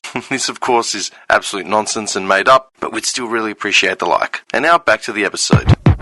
I don't disagree with that, right? Because I don't think there's anything healthy about being locked in a room an hour. Like you said, it took you 2 hours to get to high school and back. Like, you know what I mean? If you could have done that via Zoom. That wasn't available. I know. You know? What I'm saying absolutely. Accessibility, like... I've got clients that I offer them, do you want a face-to-face? Do you want a Zoom? Do you prefer just to contact by email? Do you prefer to contact by phone? And they'll tell me. I want Zoom meetings and I just want emails. I don't want phone calls. Yeah. Yeah, choice is important. And I feel like there is more access to choice now. And like I feel like in the next 10 years, not that our jobs are going to be redundant, but I feel like a lot of the teaching is going to be shifted. Okay, so what do you reckon it'll look like in 10 years?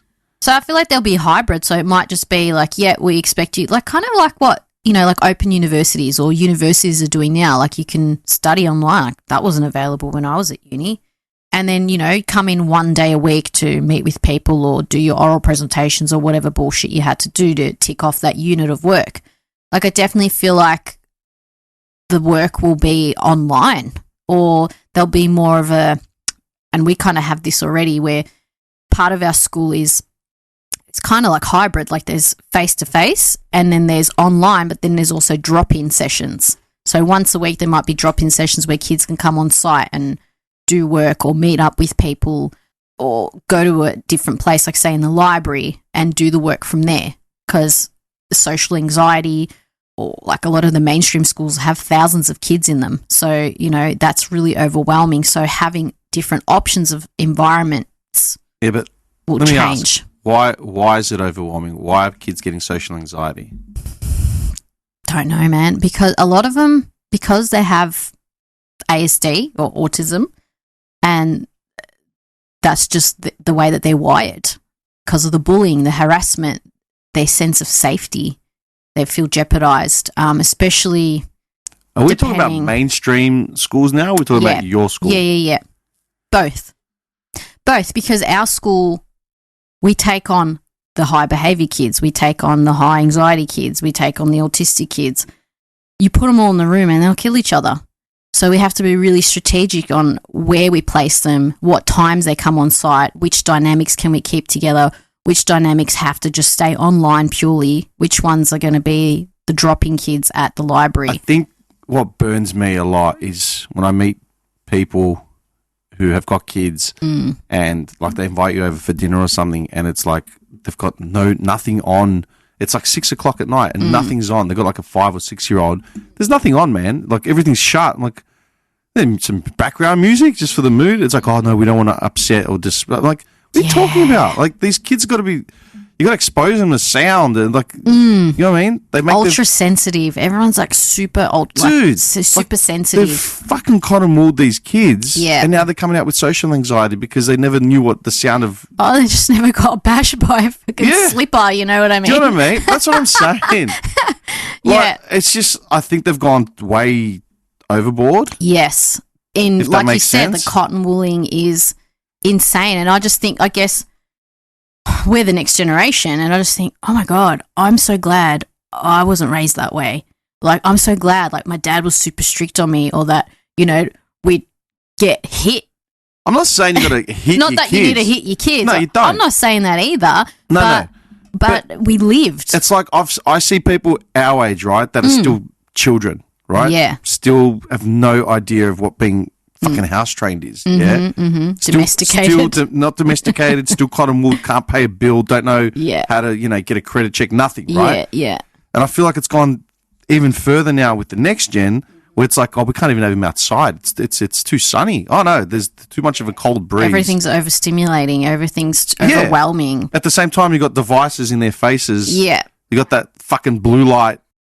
But no one's communicating. But that's what I'm saying. How did it get flipped?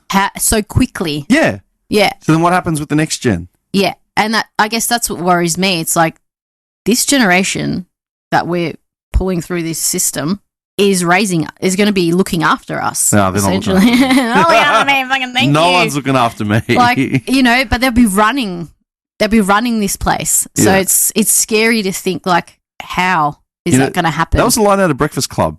Really? Yeah, the principal said it. He goes, this generation, they're going to be running things.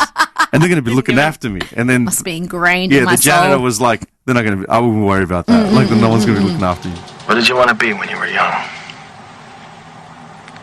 When I was a kid, I wanted to be John Lennon. Carl, don't be a goof. I'm trying to make a serious point here. Carl, I've been teaching for 22 years. And each year, these kids get more and more arrogant. Oh, bullshit, man.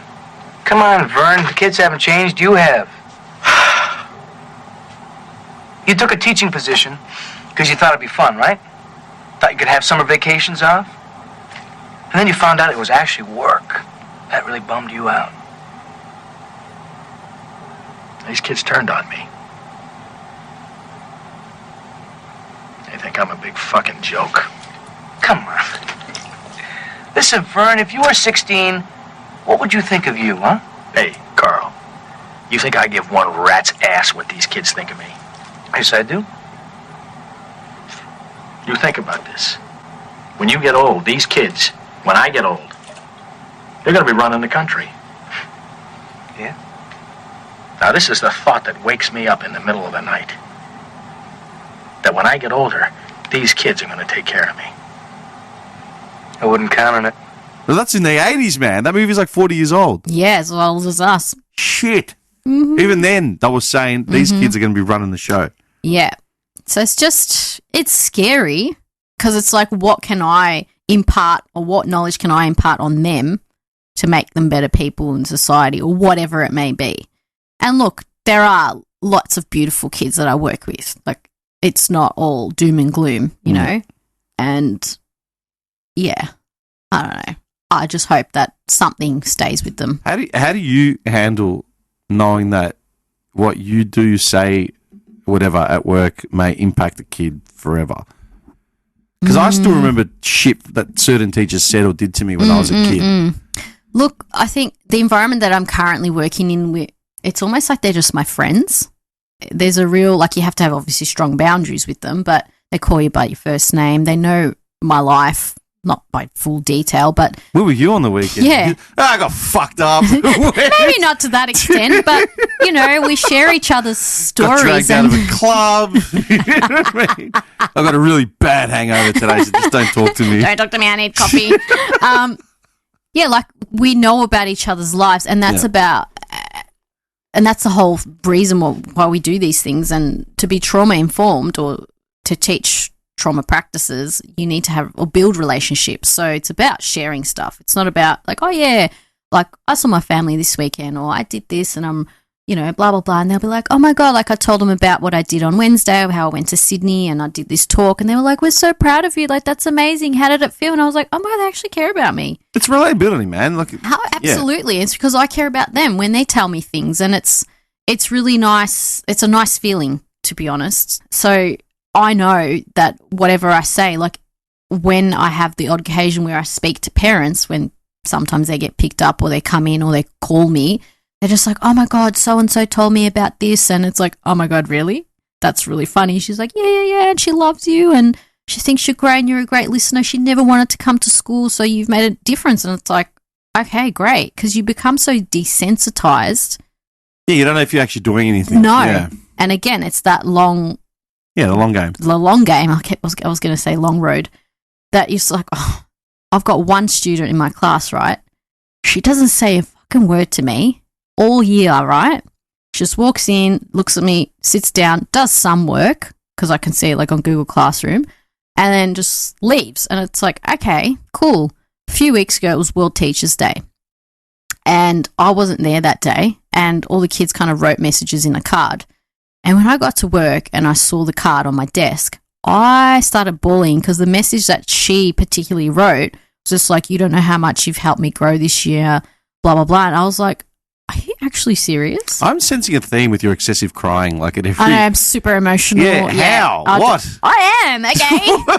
I have this hard facade, but actually. It's like that Simpsons. I assure you, despite my facade, internally I am breaking. And we're vulnerable with our kids, like when things happen and whatever else. Like, and she'd walked into the room and I was like, oh my God, I saw your message. Thank you so much. And I said to her, I go, you haven't said a fucking word to me. This is literally what I said all year. And when I read that message, that was really touching. She's like, oh my God, why would you fucking cry? I go, because it's really nice to know that you feel that way. And so I know I'm leaving something with them, even if they don't say it. Little kids, like primary school kids, they'll tell you, oh my God, I love you. I want to hold your hand. Can you take me home? Blah, blah, blah. Like, no. You got a broom and you're pushing them away with the broom. Whereas high school kids are really, like, again, they have that hard facade. Like, I get it. I was a high school student too back in the days, and I didn't give a shit too. But deep down, like, they just need someone to understand. Yeah. You know? Let me ask you. Yeah. If you took 10 colleagues, right, at rate, you can chew into them like it's fine. If you took 10 colleagues, right, we're not talking just your niche avenue, we're talking across the board, friends, peers, whatever, what percentage of them would you think, in your opinion, right, coming from your background, we're not asking you to not asking you to pigeonhole everyone, I'm just saying, what percentage of teachers would you say have the same outlook of you, as in you just really just want to know that you're making a difference and you're being mindful, and the other, what percentage are just either just want to check or I've got facing burnout and can't be fucked? Because I'm sure even the ones with burnout essentially may have started in the, yay, let's be positive. Look, teachers aren't in it for the money. We don't get enough money. We don't. I think you need to work in a few more fields, dude, because you're 2,537,000 holiday days. Okay. We need those days, okay? For mental health reasons. No, where is it? Where's my phone? Don't fucking get me started. No, hang on. I knew this was going to come out. No, what's going to come out? Nothing. This is what you said. Ripping into me. This is what you said. Hang on. Oh God, wait a second. Hang on. No, I want to be accurate. You said, are you going to rip into me about how teachers have, hang on, 2,635,389 days of holidays? And to my credit, I said we'd open with that. We haven't. We're nearly at 2 hours. Oh my God, 2 hours, actually. And I haven't opened with that. So, according to you, you said you have 2 million school days. I was exaggerating. Being facetious. Still don't get paid enough. Okay, so you don't think you get paid enough? No. And so, back to your question, like, teachers aren't in it for the money. So, I would say 90%, I would like to think, are in it for that feeling that they are making a change. You sure? Yeah. I'm just asking. Or they just wouldn't be in it. Like, you just don't have one title as a teacher, and you don't just do your work and leave it at work. You take it home with you. You think about it. For the record, yeah. I know I take the piss with the excessive holidays, right? No, fuck off. Go on. Listen, go on. Listen, I've got friends that are teachers. You're not the only one, all right? I have multiple friends that are teachers. For the record, I think you put up with way too much more shit than you should. If you were asking me, if I was sitting in your chair and you were asking me, I'd be like, no. I go, teachers deal with far too much shit. Parents are fucking way too lax and effectively think they're sending their kids off to a boarding school and they're going to be looked after 18 hours a day. Teach them everything they need to know. Which is bullshit. I 100% am on page with that. Thank you. Holidays aside. I just take the piss because it's funny, all right? Okay, thank you. Because I know the next time I message, like, hey, man, how's your Monday? Go fuck yourself. How's your Monday, dude? Curriculum day, man. I've taken a day off. I actually have tomorrow off, by the way. And I took last Monday off too. Yeah, thanks, man. Just because burnout is real. And it's report writing day. It's union day. It's report writing day. It is report writing. Actually, this is my report writing day today, and I've so friendly. I don't even know the word. I've given up my Sunday to come and see you across town to do this. I so need you you're for welcome. 3 hours. You're welcome. Do you know what Factor those... in the 2 hours of travel, but I guess I got my gulurakia. Do you know what those gulurakia are worth? Fuck no. Fucking, you could have just made them. Fucking. Oh yeah, because I got time to like fucking make gulurakia. I only wanted like one. I haven't even gotten through my first one yet. Yeah, but you got a 2-hour drive. Yeah, I'm just gonna sit there. Like, just every time go into a toll. So much for the fucking gym. Gonna turn into a fucking gulurakia. No. Anyway, honestly, go. Look, focus. You're telling me to focus. Yeah, I am. Listen. I need a bite. No, bite all you like. Listen.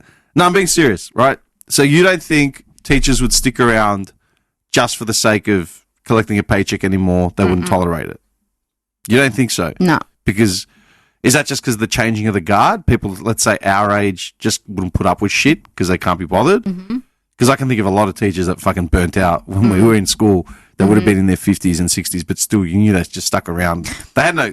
You saw it in their faces. They had no joy in their jobs. I used to bully my high school teachers, especially the casual ones that came in and I had to fill in the substitutes. Oh my God, I feel so bad for them now. But yeah, look, I feel like even like now at my age, and when I think about like what else would I do, what other job would I do where I'd have to like start at the bottom, essentially at the bottom of the salary game. Like, I don't want to go into any other job that's going to pay me less than what I get now. You set the standard. I'm setting the standard. Yeah. And realistically, I've been in it for 12 years. I'm at the top of my salary. Like, I can't get any higher at the moment unless I become a fucking principal, which I have no aspirations to do so. But it's not enough. And then I do work my holidays. I work at a holiday program just cause. So it brings your working days up to what most people would do. Correct. So thank you very much. Come on, there's very few gaps where I can throw a jab in. All right, thank you. Fuck off, man. I actually do work like a proper full-time. I'm an advocate for fucking teachers. I am glad. Hang on. Have I said anything? No. No, you haven't. No, you haven't. Your no, you face. haven't. I'm just thinking of the Instagram post and your comment, and I was like, hang "Are on. you taking a fucking dig at me?" Wait, what was that? Hang on, wait. I gotta find on Wednesday. Yeah, no, I've got I don't know what fucking time it was. Here but it is. You said, I'm feeling incredibly grateful to have been invited to speak on a panel about the real day-to-day experience as a teacher. So thank you to the organisers of the amazing panel. Conversations like this remind me why we do what we do and why advocating for our profession is so important. And then I said, Victorian teachers get around 66 to 71 days a year with no students, roughly 60 to 65 days of term holidays, plus 5 curriculum days and 1 professional practice day. Yeah. Emoji, smiley face, melting smiley face. I'm confused. Then I was like contemplating whether I cancelled today. I was like, is he just going to fucking rip into me? Oh, come on, man. You knew. And then I was like, no, you're lucky I know you. Because if I didn't know you, I would have been like, fuck you. Wait a second. If I wasn't getting my frappe and my guluraki, I'd fucking see you later. Hang on. Okay. Hang on. Did I not thank you profusely before you even turned up? I don't even know. I don't recall. No, you know what? You're a jerk. You're actually a jerk. 20 years! Man, I wanted to travel across town. Think about it. 20 years. That's all I was needed. I just needed Slovakia. No, honestly. Sorry. No. I'm trying to be serious. Yeah. All right. Go. So you don't... I'm being serious. Okay. So, I mean, with retention issues, all right, again, we're going back to the burnout thing. Yeah. What would you be doing if you weren't teaching? I don't actually know. I mean, that's a question I ask myself. How do these teachers become teachers? Yeah. I mean, think about your colleagues and your peers, your friends. You know? Yeah. Why did they become teachers? You explained why you did. Yeah. Why do other people become teachers? Why do they choose to do what they're doing? Job security. There's always going to be work. Yeah, I agree. I've heard that. Because look, I've said this to teachers I know that have had burnout, and one of the things they say is, I just feel bad about the kids. It's always about the kids, and I'm like, I try and bring up this sort of realistic, pragmatic thing. It's like, dude, these kids are going to be there you're going to be in their lives for 5 years, if they're done after that. Yeah. Your mental health is at stake. Yeah. Does that make sense? Yeah. So it's sort of like, then does it weigh up? Where? Yeah. Yeah. What do you think? Yeah, it does. But now, like, I don't know. I just wouldn't be where I'd be, or I'd be the person I am without those experiences. And like working in primary school, obviously you spend more face-to-face time with kids, and you build deeper relationships with them, with their families. Like, and I'd say to them, like, I spend more time with you guys than I do with my own family. Like, and that was like the reality. It was like, so when I left, I guess the primary school aspect, like, that was deeply, like, that was super hard. And even now, even though like some of these kids I only might teach for a year or two at the most, or maybe a few weeks or months at a time, like, knowing their backgrounds, knowing their stories and where they've come from, and their own limitations that they set for themselves, thinking, you know, that they just think they're going to just turn out the same way that their parents are.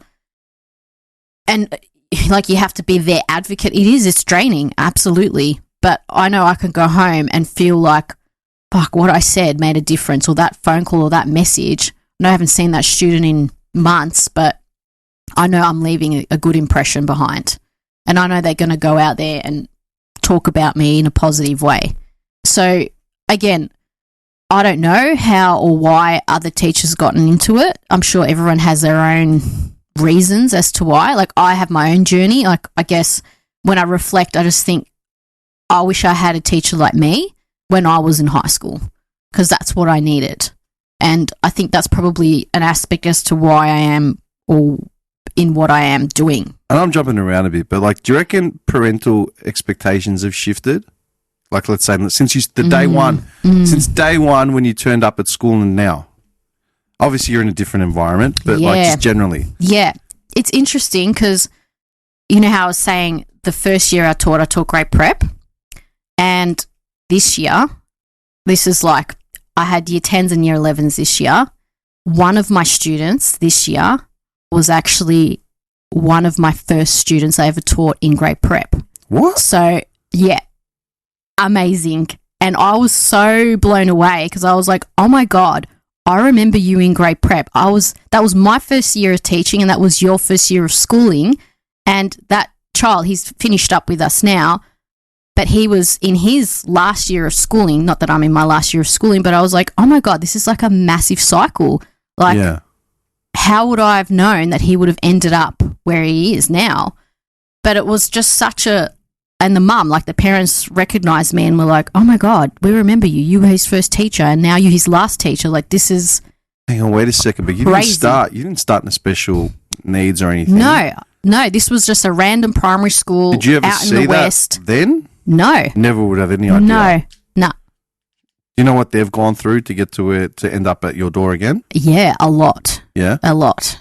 Yeah, broken home, drug and alcohol, domestic violence, and then his own, like, ASD diagnoses.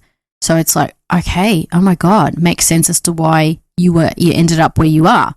But, you know, he still left on a positive note and having a pathway. He knew school wasn't for him, and he knew, you know, that, yeah, there's something broken about the system. What do you reckon needs to change in the system? Like, you already said that the system is becoming more mindful towards mindfulness. It is. Slowly, but there needs to be more independent schools, which is happening. There needs to be more flexible settings, like in what I work in currently, because the department still has an agenda. It still has things that they need to meet, strategic goals and initiatives that they need to meet to continue to make fucking money and you're fund. Not rubbishing. I'm not rubbishing the education department. I've been working with them for so long. But you can see why those are factors that need to be at least considered. Yeah. We can't all just leave school being like, hey, I can't read or write, but I feel great about myself. Yeah. I don't know. Like, do you know what I mean? Absolutely. Like, we can't. I like the people who are making the decisions. You know, they need to listen to the people that are in the front lines. Yeah. And the student voices as well. Yeah, I'm just saying, like, there still has to be some form of focus on, like, you know, education. Yeah, absolutely. I'm not saying get rid of it. Yeah. Like, obviously, I wouldn't be in it for to talk shit about. Yeah, I don't know. I don't know how you cater for this ever-changing society, and, you know, and even Didn't you now study anthropology? I know, I did indeed. But like now with AI, you know, that's another scary. Fucking get ChatGPT to teach you that shit. Fucking hell.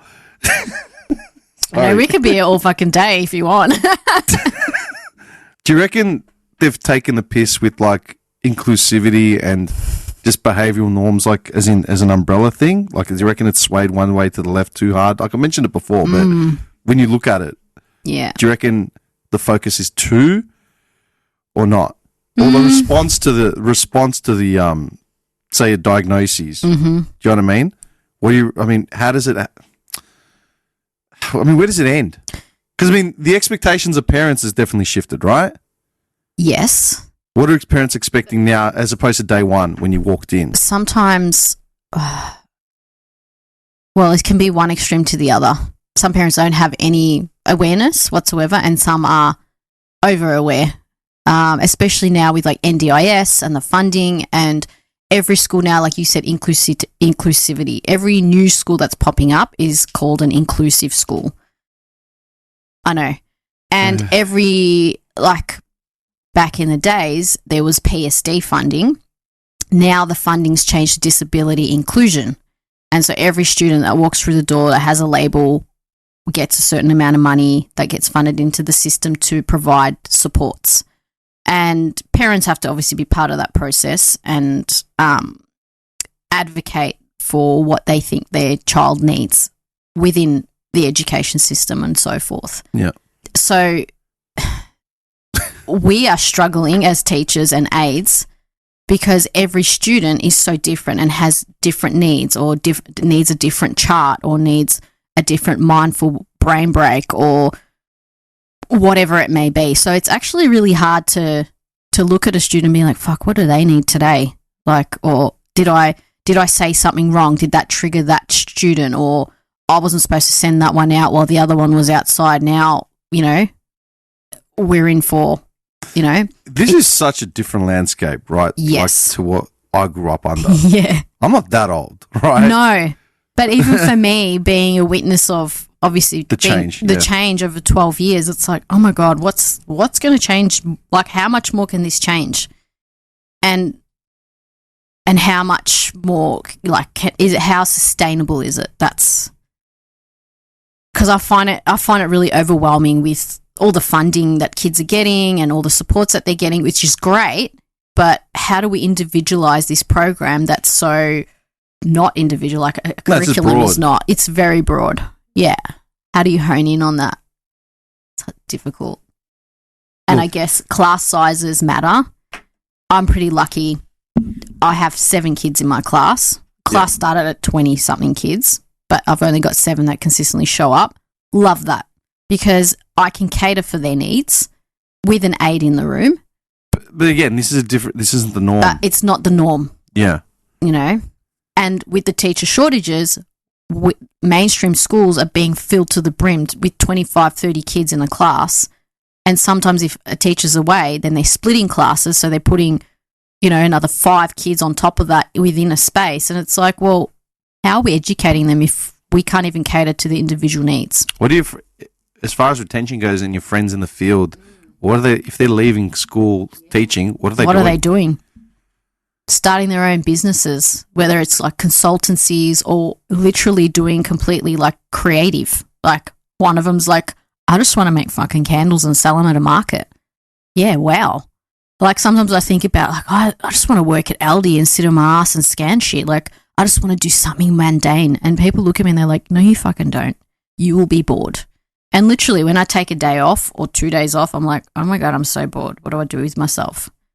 And like, no wonder we need these holidays because our work is so full on mentally that one of our not teachers, she was like a pathways advisor. She recently left halfway through the year because she was like, I'm not getting paid enough. I can go to a university, do the same job and get 20K more.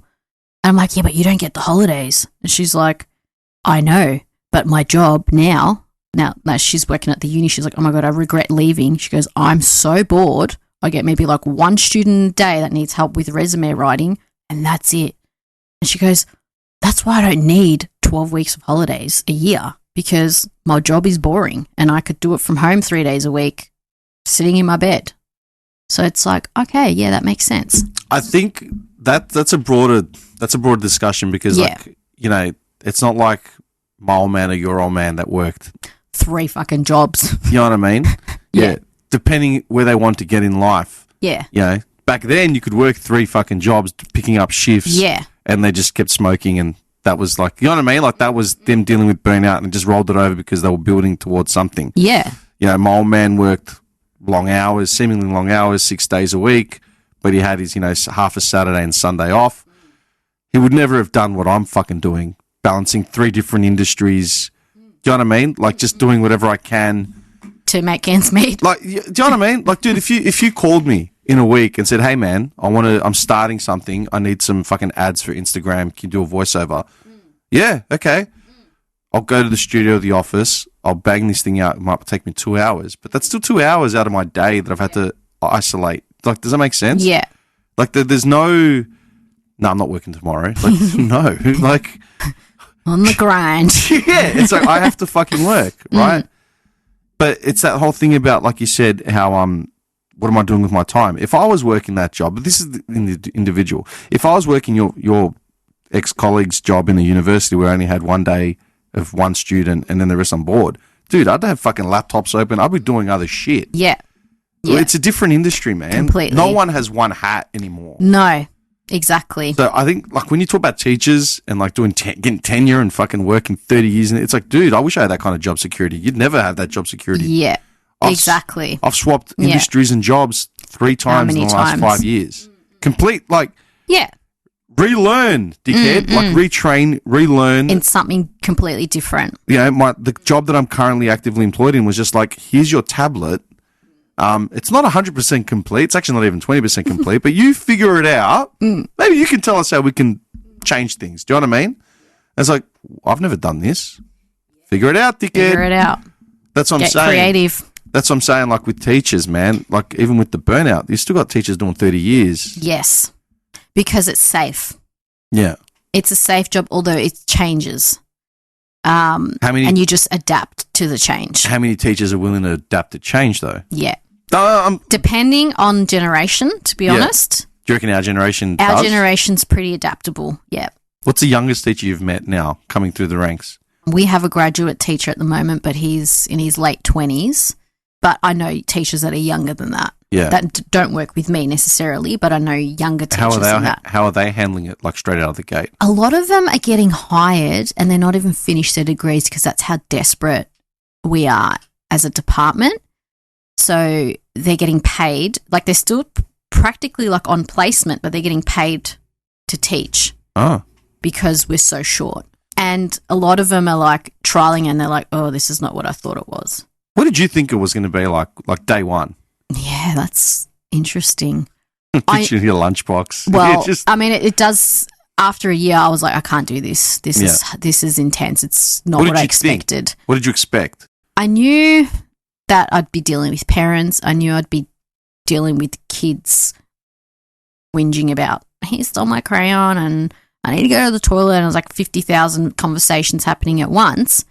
And I knew that I'd be tired and it'd take time to get used to. And it did for like the first few months. Like, I'd come home and I'd just go to sleep because I was wrecked. And I knew that part, but like, it was almost like, oh my God, holidays is what you look forward to. Yeah. That was it. And it still is the same feeling. It's like, I got this. I just need to do a bit of mental work today. And I mean, a lot of the time it's like you don't even know what you're getting yourself into. Because as much as you might have a structure, it doesn't always go to plan. Just a bit of mental work and then you can go home and sleep. But then holidays is always, okay, got that to look forward to. If I didn't have that, I would really struggle. Fuck. Yeah. So I feel like every teacher is like, oh my God, how many more weeks? 5 more weeks. Thank God. I'm done. Report writing, done. That's all we need to get through. So it's always like, what's the next big thing that we need to tick off in order to get to a place of we can switch off? But then we can't. We have 2 weeks off and then it's like it takes at least 2 weeks for your mind to stop thinking about, oh, I need to do this or I need to plan for that or I need this done or whatever. And then you're back in, you know, I don't know. I mean, you said that from here and beyond, Mm. it's going to become more mindful. I'd hope so, yeah. Yeah. Do you reckon assessment is going to change? Depending on what type of school it is, I would like to think that. Because when you think about it, like NAPLAN, for example, that's one test and it's not differentiated. And so we're essentially trying to test every student on the same test where every student's fucking different. Like, what is that telling us? You know? Yeah, nothing. Exactly. And like, so like that's something I didn't agree with. Like, and that's why I guess part of me was get out of the mainstream system, because we're testing kids on the same test when we're saying they all have individual needs. Like, it doesn't work that way. Then that means we should be differentiating the test for those needs. You know, if one struggles with overwhelmingly having to read, or do they need the questions read to them or voice recorded for them? You know, it's just, yeah. Assessment, it needs to change, definitely. So I feel like it's a slow process, though. It's... How does the department get feedback? How does the department shape the next curriculum? How does the department change? I feel like unions do part of their work to get teachers on board and hear voices. Are you in the unions? I'm not currently. I was when I first started. Is there a reason why? It just got expensive. Honestly, that was it. And I actually I was at like a teacher conference thingy at the start of the year, and the union reps were there. And I was with my grad teacher to support him in his grad year, and it was like some conference for him. And he was like, oh, I need to go and ask the union, I need to sign up. And I was like, yeah, go for it. And I just kind of inquired. I was like, oh, yeah, what's the going rate at the moment? And they were just like, this much and this much, like, per fortnight. I'm like, to be honest, it's a fucking rip-off for something that I don't feel like I'm getting. You're not being represented, yeah. No, I'm not being represented, and I'm not getting use out of it. They're like, but, you know, you can call us and ask us questions. I go, I can fucking Google the questions. I can go on your website and get answers. Like, you know, I know you guys, like, fight for our wages, but, like, we get barely fucking anything, and we're up for a new agreement, and we're overdue. Like, so for me, it was like, I'm not paying for something that's not necessarily benefiting me, and they're going to fight for the education department regardless. So I fall into that sector anyway. So whatever happens, I'm still going to get the pay rise, or do you know what I mean? Fight for me. I just don't give a fuck. I just don't give a fuck. I'm not paying you. I know it sounds really stupid, but no, dude, I said that to someone the other day that was selling insurance. Yeah, like I actually did a pod about it, but like he's called me and he's giving me all these things. He's like, oh, monthly cover starts from like 200 and something, 300 something. I'm like, are you fucked, mate? Like, you're talking about thousands of dollars a year. Yeah. For something I probably never may or may not need. And if I do that random one time a year, that's how much I'll pay. And that's what I said. I'm like, dude, I go, my old man went through the hospital system for 3 years. I go, not once did we have to pay out of our pocket, and he received the best care he possibly could. I go, I pay my ass out of tax. I go, and I'll never see it ever again. Yeah. So what am I paying for? More? Like, to do what? To the do same what? thing? Yeah. Nah, bro. So, yeah, not part of the union.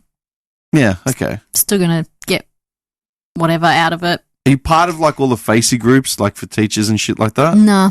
So you're just not in the circle, not in the loop? Not really, no. I know, like, this is all I've known my whole life. Nah. It's not really. Like, I'm open to change. So then how long do you reckon you have left as a teacher? Yeah, that's a good question. Look, I'm always looking for other opportunities. Half the time it's like people ask me like, but what are you looking for? I'm like, I don't actually know. I feel like I'm currently in the same boat that I was in 4 years ago when I was looking for a change, and I didn't know what I was looking for. But I am... The change you did like 4 years ago was going from mainstream to niche, right? Which I didn't even know existed though. Yeah. But do you still want to stay in this teaching sphere? Or is it just like, nah, fuck this, I'm going to go become an exec at like, you know, whatever. Yeah. I still feel like I need to work with kids or students or in like, I don't know, community or welfare-y type Would you ever role. go like strictly counsellor? No. Why? I think that's too much of the mental But that's making direct effect on Yeah. there, which is what you're sort of focusing on. Yeah, and I studied counselling, and then and welfare work, and then I did art therapy, which is pretty much in that. Yeah. You're not helping your argument. I know, I'm not having an argument. I know that, but I just felt like, I still want to be hands-on. I like building relationships with the kids, with the families, being kind of, I do like that, even if it's just a part-timey frontline role and something on the side. I feel like I'm missing the creative aspect of of what I do. So whether it is I still keep teaching and then I open up my own little practice of art therapy on the side. Do you ever do that full time? Potentially, yeah. And I feel like I've built up my name, I guess, where I work or where I've always worked. Notorious. Oh, I guess. Dun, Yeah, the suburb, I guess, that I work in, because I also work holiday program within the same suburb. I've known these kids and families from primary school now all the way up into high school. I've had a lot of interceptions between them. So I feel like I've built myself a name or a reputation. I've got the experience as a teacher in multiple areas, niche, mainstream. So on that, right? You've been teaching for about a decade? Yeah. Yeah? Just over, yeah. Just over a decade. If you were to start your own business next year, yeah, what would your first go-to steps be? Do you have a handle on it? Would you be like Google? Google, ChatGPT, how do I start? Yeah, I've thought about it, but I haven't practically thought about it. I feel like I have enough clientele to work with. Okay, which is the hardest thing for a business to establish. Which is the hardest thing. Am I going to make money when I start Correct. this thing? Okay. Exactly. And then it's more just where do I do it? Do I need to go and hire a place out, or do I start in a library? Do I start running introductory sessions? It's more the logistics of how this will look. And then it's there's a lot of doubt because it's will this even eventuate into anything? But obviously if I don't try it, I'll never know. Off the top of my head, yeah, without looking at GPT, I would assume something like that. Let's say mindful art classes. Yeah. Example, right? Where you bring in kids, ages range blah, blah to blah, blah, and you run things using clay, using drawing, mindfulness, all that shit, right? You would need a space, you would need public liability insurance, you would need equipment, you need a register, I'm assuming, for a few things, working with children, all that shit would have to be up to speed. Correct. Do you find that daunting? Yes. Because coming from a teaching thing, this is what I know when I've talked to friends who are looking for extra income or different income outside of teaching, their brains don't go to running businesses. It's sort of more just working for a wage somewhere. You know what I mean? I've got a mate that was in warehousing with me who's been a teacher for years, and he's looking for extra income, but it was all about just going back to another wage job. Yeah, but you're working for yourself. Yeah, dude, why you have to do it all? That's what I say. Yourself. I'm man, why don't you look into doing something? Because he's a smart guy, he's got ideas, but he can't make the jump. So that's what I'm saying. How would you?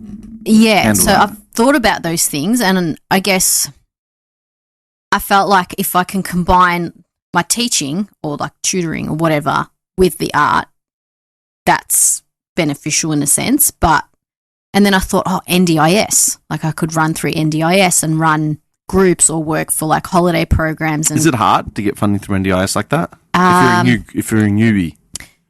Yeah, not necessarily. It was probably about a year ago that I started looking into NDIS and how to go about, say, being an art therapist or a music therapist, for example. I'm not a music therapist. But this year, NDIS had cut funding to music and art. Of course they did. Of course they did, because they're it's not evidence-based. Of course they did. Of course they did. And actually, interestingly, a few weeks ago, I was talking to a potential parent that wanted her child to come to our school, but our school runs through a referral process, so you can't just... Really? Yeah. Referral from where? From one of our mainstream schools that we work with within the area. Oh, is that the only way? Yes. So you've got to come through a mainstream school that's already affiliated. Yeah. And that's the only way to get in. Yeah. So really, really... What about like a doctor? Could a doctor refer? No. Really? No, yeah. I know, it's just strange. It's to do with funding, essentially. And anyway, I was talking to this mum and she was saying, look, we're moving from the north to the west and I want to put my child in this school. I was like, yeah, it doesn't work like that. I'm really sorry. I really want to help you. And then anyway, she started talking about how the reason why she's moving to the area and how she's going to start up like a holiday program for kids like on the NDIS, blah, blah, blah. And I was like, oh, that's interesting. I work at a holiday program with primary school kids, rah, rah, rah. She's like, yeah, but it's more of a therapeutic thing. And I was like art therapy? And she's like, yes. And I said, well, funnily enough, I am an art therapist. I studied anthropology. I am a teacher of 12 years. And she's like, oh my God. She's like, do you want to run workshops? And I was like, I've never done it. And she's like, I'm like, what do I need? Do I need an ABN? Like, do I need to be like a contractor? I've already tried registering with NDIS through as being an art therapist, but I need to be part of a board. She goes, no, you're a teacher. So I can hire you as like a teacher coming out to do whatever workshop, but you can apply your art therapy lens. And I was like, oh my God. I go, so what do I need? And she goes, you just need an NDIS check. And I was like, shut up. So is this my loophole in? So, that just kind of opened up things for me where it's like, maybe I can do this. My loophole. Yeah, it's like that's the way, because I'm obviously, I've already got my Victorian teaching, VIT card, which is exempt then to have a working with children check. So it's like, yeah, I already have, like I said before, enough years behind me working with kids, experience that, people will believe me.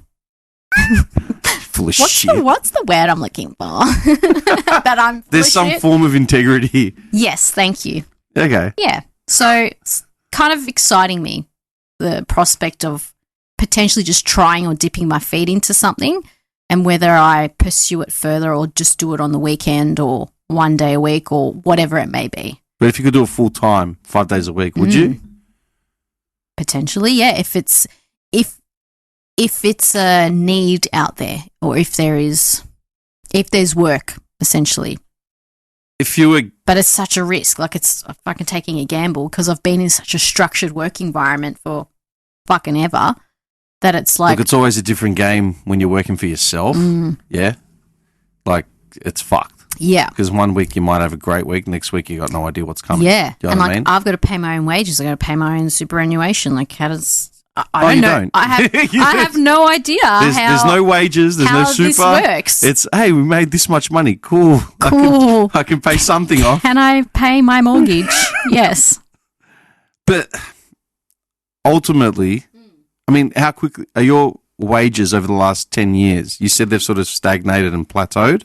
You still get your minimum increase every year, though, don't you? Yeah, you do. You realise 1%. You realise there are many jobs that don't anything. Yeah.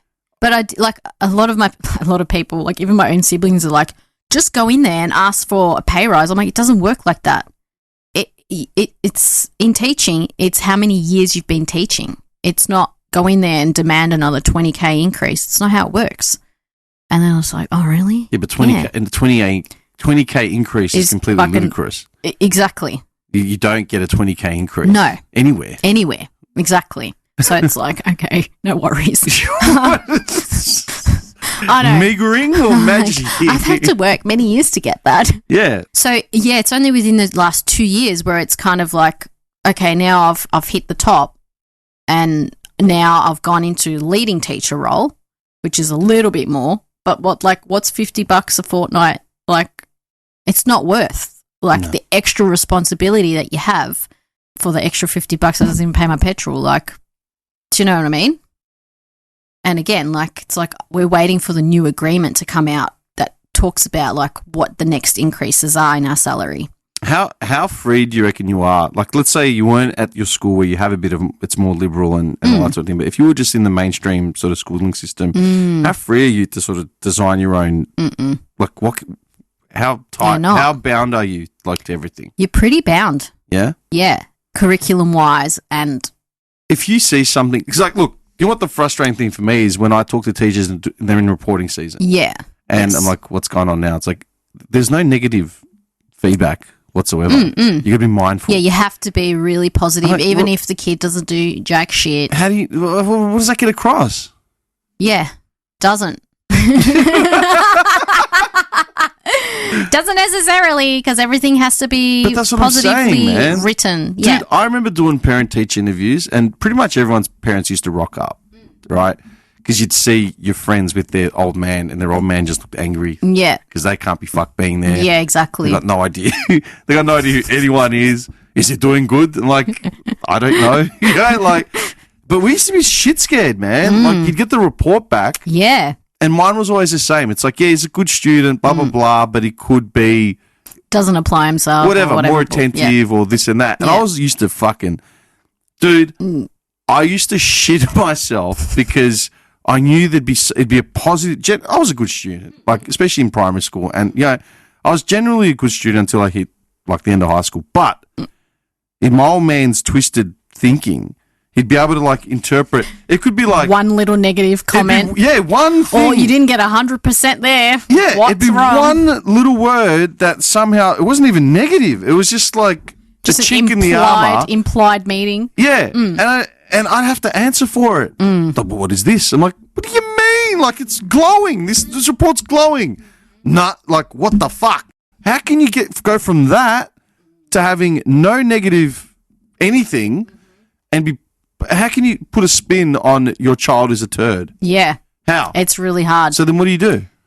You say it in a nice way. Yeah, but how did it get... I don't know how it got there. How did it get there? Because all the teachers I know have the same grievance. Yeah. Surely if you've got a fucking union and you're a collective, you can all, you know, put your fucking chalk dusters down and say, listen, cunts, we can't keep doing this. Yeah. Why? Look... And dude, I'm asking because that is across the board the one universal thing I hear every teacher say. Everywhere, yeah. So how? You tell me. I guess, obviously, mainstream different. Because I now work in a flexi setting, we can actually be real with the parents. And we're real with the students. Because you need to be, otherwise... We say to them, you get out what you fucking put in. Yeah. And when the parents come, like, we tell them that. It's like, yeah, he doesn't talk to me, or he talks to me like shit, and he makes me feel really dumb. Or, because I've got this one kid in particular who... Your eyes. Doesn't matter what I say. Yeah, he just, I don't know. We were literally playing a game of Jeopardy, right? And the question was like, who was the American president between this year and this year? Mind you, this kid is half American. And I was like tossing up. I knew the answer. It was Abraham Lincoln. But I was like, Ronald Reagan, Abraham. And I was just playing like a bit dumb. And he looked at me and he's like, if you don't know the fucking answer to this and you don't know fucking anything. And I was just like, fucking hold your horses, mate. I'm like, sorry, I don't have a history degree. Like, because he's autistic. So he just absorbs all this information and he has like this specific interest in history. And obviously then I said purposely the wrong answer and he ripped into me. And so you're trolling your students.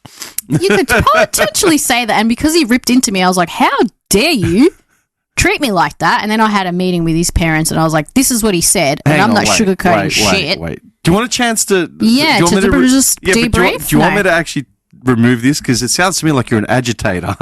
And you're purposely, I'm purposely like poking the bear. He's an intelligent student.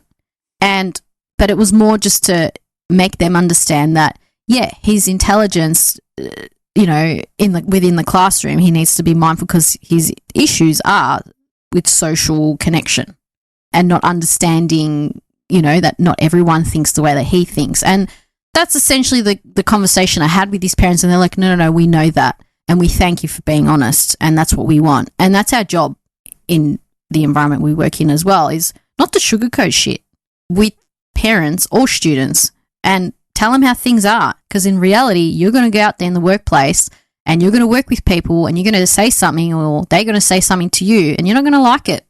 See, that's what hurts the most, yeah.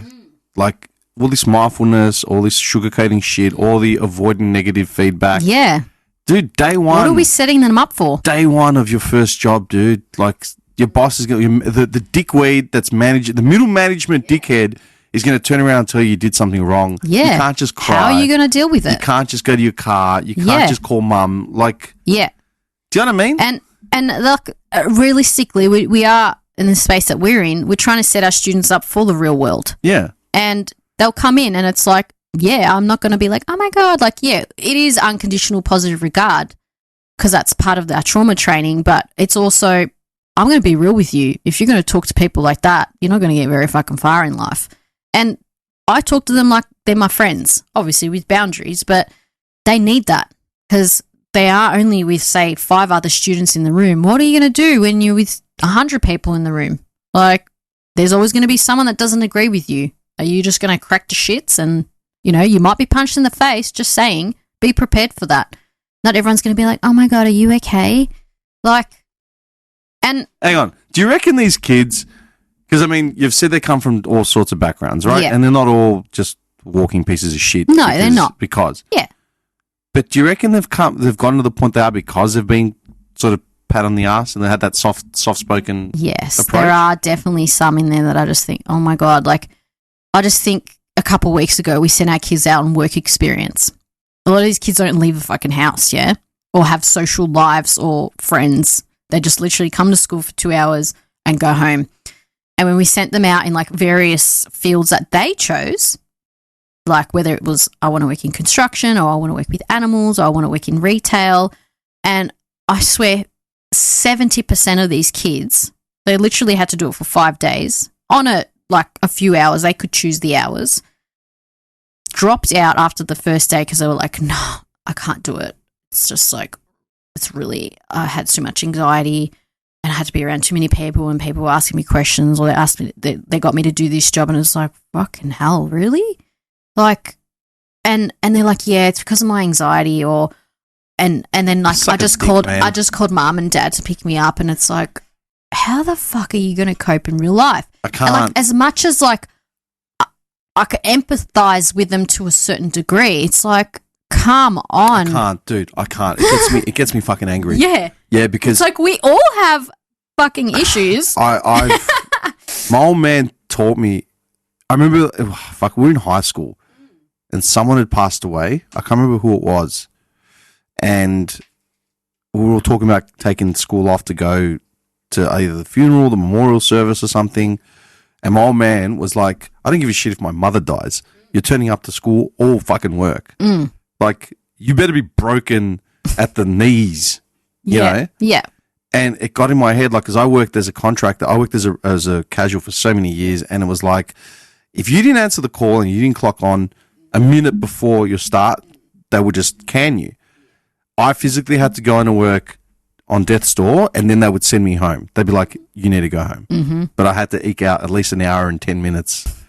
You know what I mean? Yeah. That's the mentality. Minimum. And I'm not saying that's right. Yeah. But that's the conditions that a lot of us have to work under. And the people who got worse jobs than me and made less money than me per hour. Do you know what I mean? Absolutely. So to go from that, where I appreciate every moment that my employer says, I have a job for you, and the second I'm not digging ditches, like I'm in a good spot now where I work a job where my boss is very, very laissez-faire. He goes, you know, his words are, I don't care what you do, just get the sales coming through the door, make sure we're doing good. What you do around that is your business. Yeah. So I can still operate my business. I can still, you know what I mean? If you called me and said, hey, you know, where are you today? You in the areas? I'm like, yeah, actually I am. Yeah. Hey, let's have a quick coffee. I'm not going to get a phone call saying, hey, where are you? Do you know what I mean? So I appreciate the freedom. You know what I mean? But to get that whole, yeah, I couldn't do it. There's just too many people. It's like, well, what do you want? Yeah. And it's, you know what shits me? What shits me is you're talking about kids that are like, you know, between 10 and 17, right? Yeah. Let's just say. Yeah. Okay, I get it. They're children of the social media era. They're children of that whole bullshit, right? That sort of thing. I hate dealing with people our age and older that already preface disagreements by falling on that thing. Yeah. I had it out with, this was a fucking nurse in the hospital when my old man was in hospital, and I had it out with them because they nearly killed the man because they failed to read instructions, like, you know, that had been left, right? Yeah. They failed to read these instructions, nearly fucking killed him. Failed to do their actual job. Yeah, and I've lost it. I'm like, and I'm trying to stay calm, so I'm being aggressive, but I'm not like intimidatingly aggressive. I'm just like heightened, yeah? Yeah, of course. I'm heightened. And I had to, because I could see it in this woman's face, and I had to stop and say, don't try pulling any of this I feel intimidated and fearful shit. Harassment. Because I go, do not even, well, I do feel like, fuck off. Like, no. Okay, you did not get that freedom. You did not get that liberty in this moment. Are you joking? Okay, and I'm like, my father nearly fucking choked on this shit, or whatever it was. Because of your negligence. Yeah, that's what I said. Exactly that. Okay, because of your negligence, we're in this scenario. Do not try and preface it with, I feel intimidated. Well, I do. I'm like, like Unleash. I was ready to pick up like a chair and throw it at a window. So then you wonder why people have anger issues. that's what I don't understand. What are these kids like? And not even these kids, like even young adults, man. Where are they thinking they're going to end up? Like they're just going to be famous? And that's the scary part. Like, because I don't know how much or how else to help. That's what I'm or saying. Or to guide the next generation, because I don't know. Yeah, like you said, like they just think they're going to be YouTubers or fucking gamers. That's or what I mean. What? How many of them come through the doors thinking that? Oh, a lot. Yeah? Like outright Yeah. have it planned. Yeah. Well, yeah, a lot of I find like the year 7s and the year 8s that are coming through and that have ASD, they're just like, that's all they're addicted to, Minecraft and Roblox and like, and watching YouTubers, and they're just like, that's just exactly what I could do. I'm just going to sit on my laptop and make money that way. Really? Wow. What shits me is that it's these people that go unchecked, no help, under the radar, and then it's a strain on society, me. Like, taxpayers' money. Dude, I'd have to pay tax. I'll never see $1 of it for any reason whatsoever. Never. That will benefit you in any way, yeah. Never. Like nothing. I went and saw the doctor the other day for a checkup. I had to pay $70. Yeah. Rip. What do you mean? For 5 minutes. I was in there for 5 minutes. Dr. Google could have given me that. I knew what was wrong with me. Yep. But I needed the drugs. This dude saw me for 5 minutes. Dude, I paid for parking. I was in South Bank. I paid for parking and I got that 15 minutes of like, gratis. So I came back out and your bill is like, 30 cents. I wasn't even 20 minutes, man. Annoying. Yeah. So that's reality. It's just like, why are we bothering? I don't know. Do you feel like you're pissing against the wind? It's starting. I am. Like now? I am now but more so because of AI. Why? And my job, because I feel like... You say Google. Yeah, but more AI, because now you can literally... Google's the same shit, but like kids are using it. We had to block it at our school because otherwise, you ask the kids to do something or do a piece of work and they just AI everything. And they know more how to use technology than I fucking do. Yeah. Like, I think I'm pretty well adapted, but, it's like, I know that's not your fucking work. And again, like I said earlier, that like I feel like my job is almost being replaced. Like they're not going to need teachers face to face anymore because everything's at their fucking fingertips. Do you think? I have a fear that that's where we're heading. Outright, like replaced. Yeah. Is it going to be like Ned Flanders in that fucking...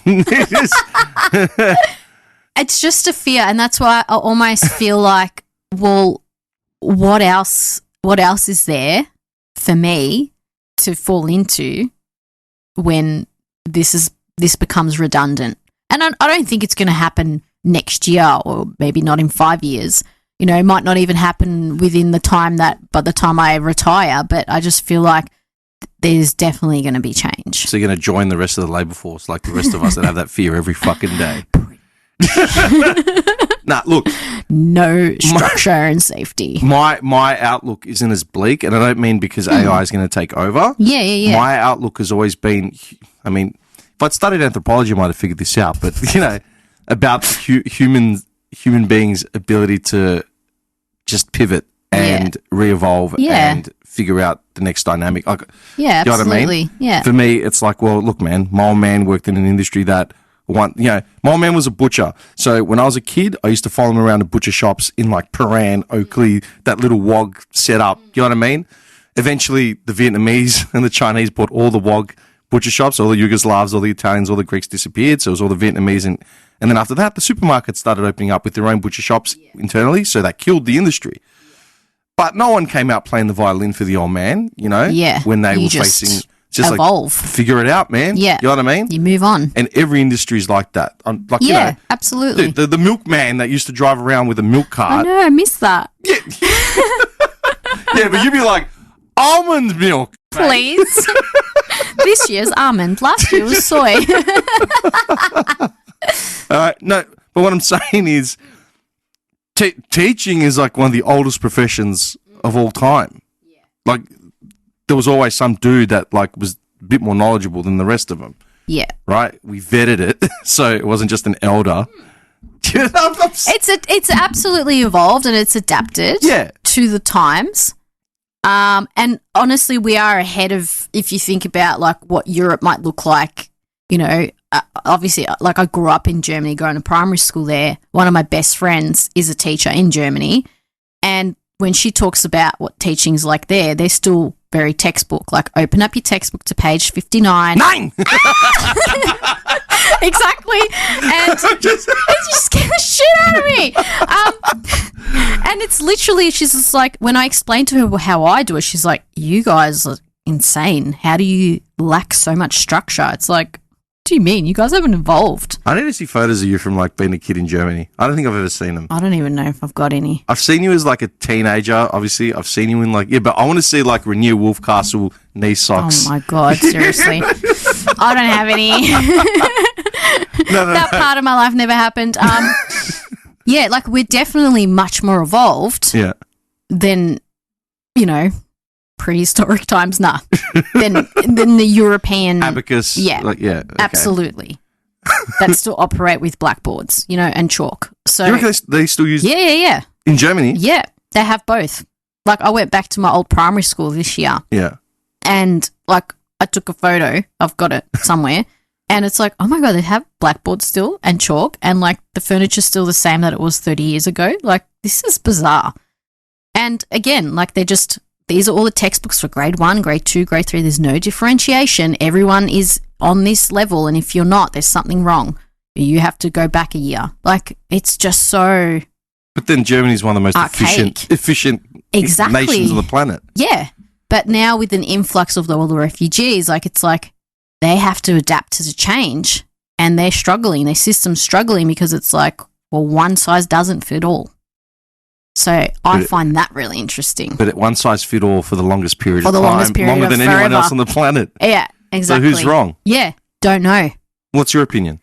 Yeah, I'm not having a go at you. No, I know this that. This is a greater conversation. I'm just asking. I really loved my time going to school in Germany. I loved the structure. I loved how it worked.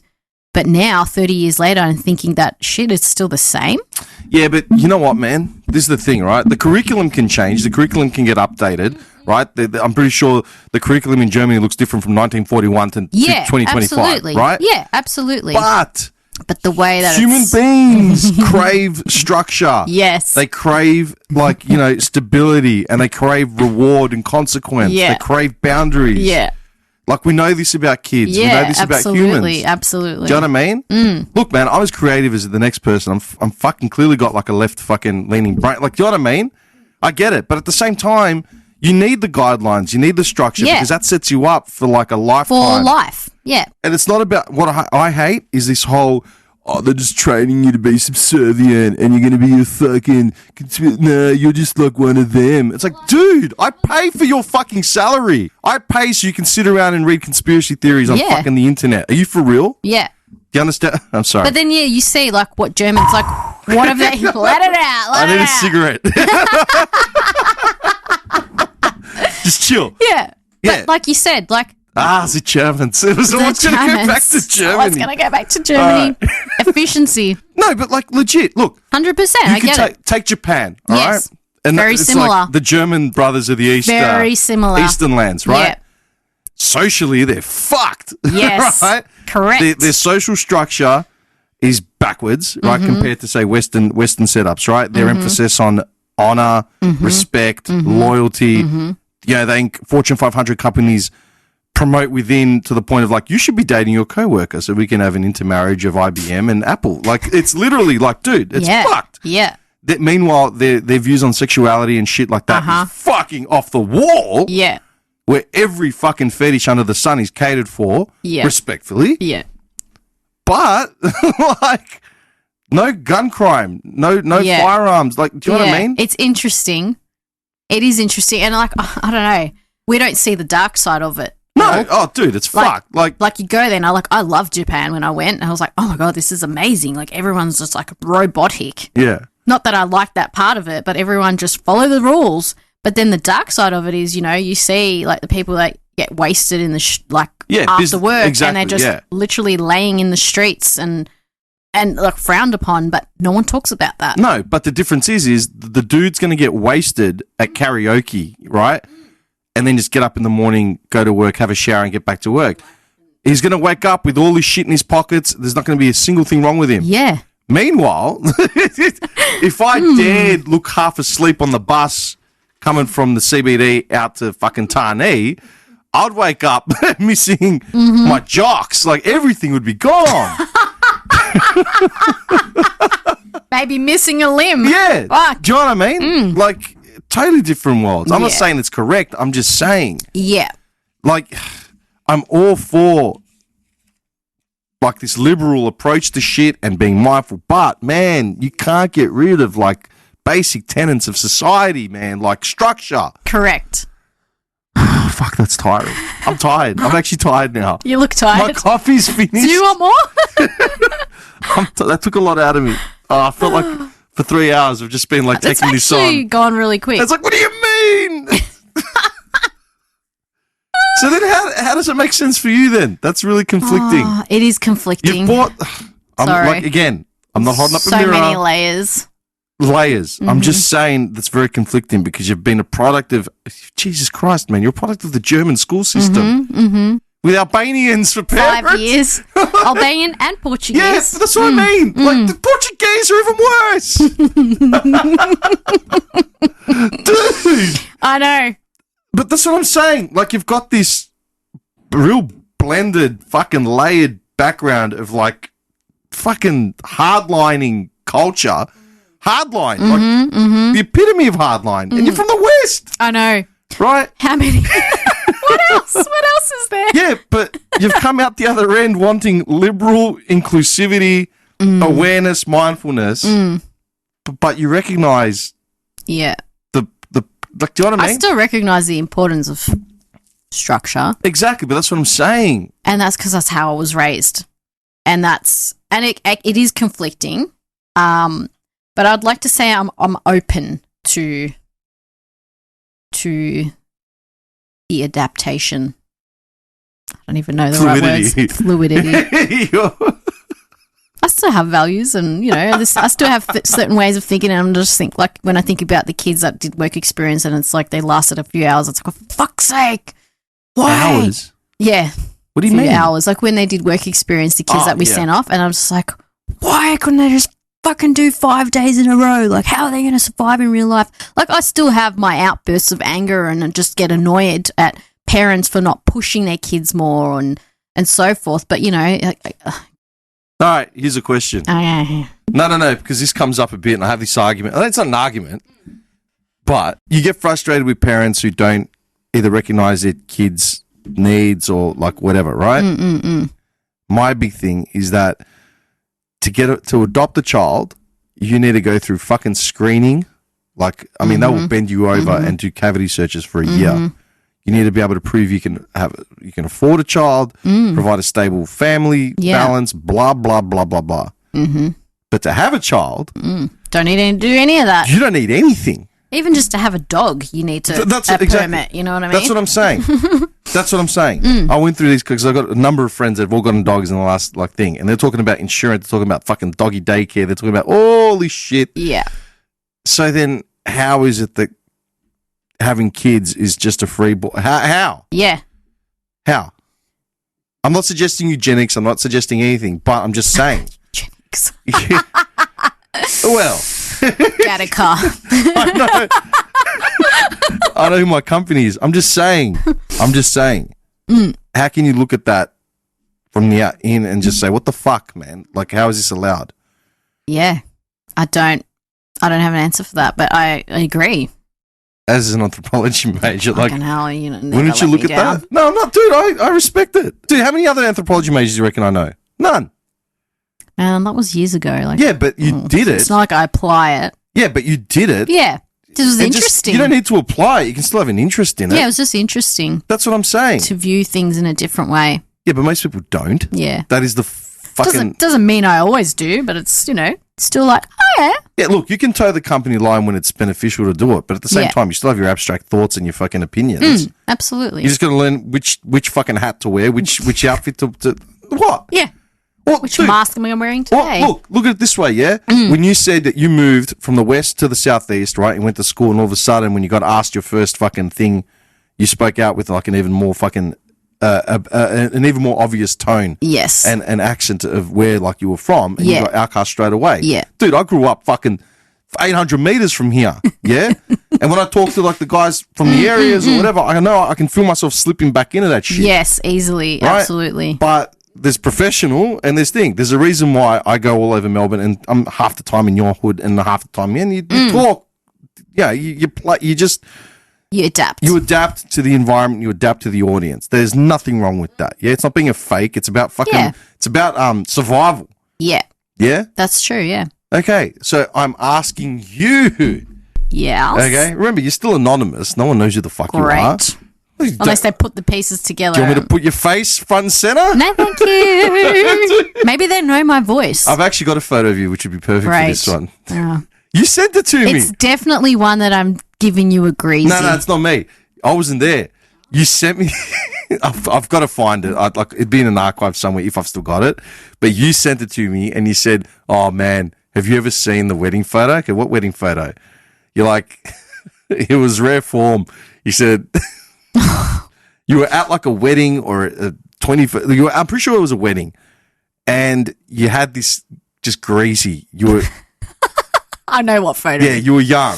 Yeah, I know exactly what photo it is. Yeah, that was your contact photo for years until I changed it to Mr. Garrison. Oh, God. And that's still the funniest thing ever because you don't actually understand why. Do you know why? That still makes me laugh as well because it's a specific frame of Mr. Garrison and it's from when he gets asked about Vietnam and he remembers the showers and, oh, where can I put this big pipe? And then he makes this face where he squints. And I screenshotted it, I sent it to you, and you said, is it because I have glasses? I'm like, yes. No, it's not. I remember that. It's because you made his actual face. You made fun of me, and then you made that face. Like, exactly. And then I put two and two together. I'm like, yeah, he's a teacher, too. Oh, my God, yes. All right, done. I'm using Mr. Garrison. Great. Anyway, I'm just saying, going back to that whole thing, do you reckon... I mean, we're not talking about communism like a social system like in China, but do you reckon there need to be reforms? Because, I mean, you're seeing the product of these fucking families. There we go. There's a way. Hang on. Okay. I got there. All right. Shut up. Don't. This is a legitimate I'm not doing anything. I won't Hang on, look at man. you. I'm just not going to Wait a second. Give me some credit, all right? Have I not? I'm giving you credit, man. Cool. Thank you. Go. Right. Given that you see the products of these environments that create and basically just fucking, yeah, they create these people that are going to have a lot of fucking trouble and a lot of hard work making it just generally. Mm-hmm. I'm not suggesting fucking controlled whatever, but I'm just saying, do you think there needs to be a reform on all that sort of shit, on reproduction, on like just, because I mean, I have friends who have tried to adopt, and like I said, they've been taken through the fucking ringer, and they're upstanding citizens, gainfully employed, respectable backgrounds, whatever. But to have a kid, it's like, dude, it's fucking no man's land, man. You can do whatever you want. Yeah. How do you see it as an educator, as someone who has to deal with the product from these things, from these environments and these communities? Yeah. A lot of the times, I know the conversations that I even just have within our circle of educators or teachers is like, how are these parents allowed to have these kids or these amount of kids, for example? We can't control that, but I think there needs to be there's an aspect that, you know, we're not just educating the kids, we need to educate the parents. And I don't think that's necessarily our job, but there needs to be some form of education for the parents to support their kids going through this system. But the problem is there is education out there, but most parents don't access it, don't care. Yeah. They know everything. That's the hard part, because we try so hard to support them or give them the supports, or here's NDIS, or here's this support worker, or here's this organisation that's willing to come out and talk to you or give you this, or you're going to get this for free, or here's a fuel voucher, whatever it may be. And for them, it's essentially just, what do I need for survival? What do I need for the next hit? What do I need for the next meal? You know, I've kept you here for like 3 hours, all right? So I'm gonna wind it up. I'm gonna let you go. All right, okay. Yeah. No, but let's assume one thing, right? Get your opinion on it. Let's assume you're a director of some form of fucking government entity body, a new branch, right? Government's reaching out saying, "Hey, we've got $10 million to start up a new thing." Knowing everything you know about mindfulness, knowing everything you know about all the shit that you've dealt with at work, at the same time knowing everything about where a lot of the issues stem from. If you had 10 mil, what would you throw it at first? And assume you're going to be gainfully employed regardless. Yeah. All right. It's not about, and you're not going to be working hands on. You're not going to be a frontline teacher. You're not going to be a therapist. You're not going to be anything. Yeah. You are on a board. Yeah. Organizing whatever the fuck you want to organize. You got 20 mil, right? 20 mil. And it's a 5 to 10 year startup. Yeah. Right? Yeah. The long game. We're talking the long game. Yeah. Where would you focus in order to make sure the next gen has the best chance moving forward? That's a big question. Well, we don't waste our time here. Like, we're here for solutions. Right to it. We're here for solutions. I gave you 3 hours. Oh my God. Okay.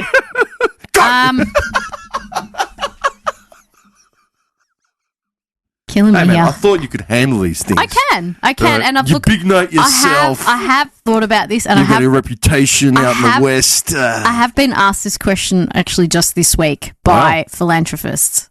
Philanthropists. I can't even say it, but they essentially said, like, if you had all the money in the world, what do you want us to throw it at? I'm not giving you all the money. 10 mil. No. Yeah, 10 mil. That's still a lot of money. That's actually not. You know, it's society change. For 10 million, you might get an office, put a nice desk. Here are some pens. With a fidget spinner on it. Oh my God. No, I wouldn't spend it on that. But it's a complete society change. Like, I don't think an amount of money can be put on that. It's definitely perception change. It's not like you can change people's minds about things, but mental health is the start. And we're talking long game, yeah? You have time to set something up that's going to take 5-10 years to implement. Yeah. All right? We're not talking about here's 10 million, fix it. Change it. Yeah. I'm saying, would you put the abstractly, would you put the focus on students and their mental health? Would you put it on family first? Would you put it on employment and teaching? And you can't split up funds and think you can cover everyone. All right, we're not fucking rich. Okay, $10 million. You know what?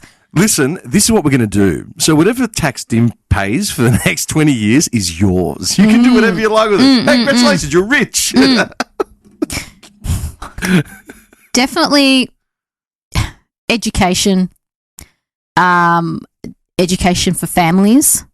I think, like you said, it's like we can't control and create this pure fucking racial purity. Huh? That sounds like something. Yeah, I know. It sounds like something from the past.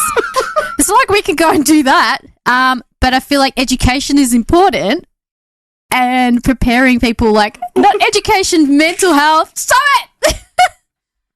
You know why? Why are we just You're the worst.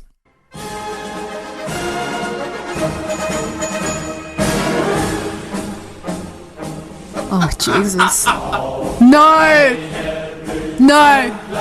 This is an inside joke with me and my brother at the moment. Das heißt Erica.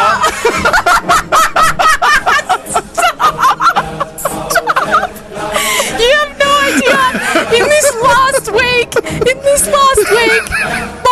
my youngest brother and I have been sending each other memes about this exact thing, and we keep, every time this song comes up in any meme, we keep sending it to each other, or he sends me voice messages with literally, he wakes up and he's like, Erica. I'm not even joking. Where's my phone? Dude, I'm not even joking. I can't even right now. I walk around randomly This is so by fucking myself. funny. I walk around randomly by myself and I just go, das heißt Erika. Oh no, that's something else. Sorry, that's the wrong one.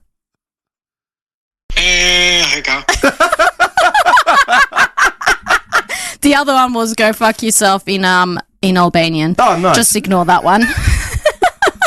Go fuck your mother. Actually, that's what that was. Anyway, that's really fucking funny. Back to what you were saying. Back to what we were saying. Education for the next generation, and it starts with the seed. With the parents, because that's where the issues are stemming from. Yeah, so I'm picturing like a what's it called? Like a Gestapo just milling around towns. Oh my God. Here's a family. Here's a couple having a few drinks at the pub. Whoa. Hang on. Before you get there, you are shaping the next generation. Hey, love, do you want to get another pint? Sort your shit out. Halt! Stop it. Stop. Now I can see Jean-Claude Van Damme, and my fucking other brother yesterday was literally, he said it like 5 fucking times from Street Fighter, and he's like, that something bison, whatever that line was. But I'm going to kick that son of a bitch bison so hard. Fucking hard. That the next bison wannabe is going to feel it. Can I record that and send it to him, because it's going to lose his shit? I'll do it later. Okay, I'll do it later. I just need to do focus. this. Just okay, focus. I'm focusing. This is so funny. You're fucked. You're fucked. All right. Anyway, I feel like I answered your question. Oh, man, I'm just saying. Okay, so despite the fact that you work in a niche school that's focusing on, kids' mental health, well-being, not re-education, but just sort of like, giving that push and redirection. Yeah. You would think that more funding, more attention would ultimately be better off being put into like family first sort of incentives. Yes, definitely. Is that the way to...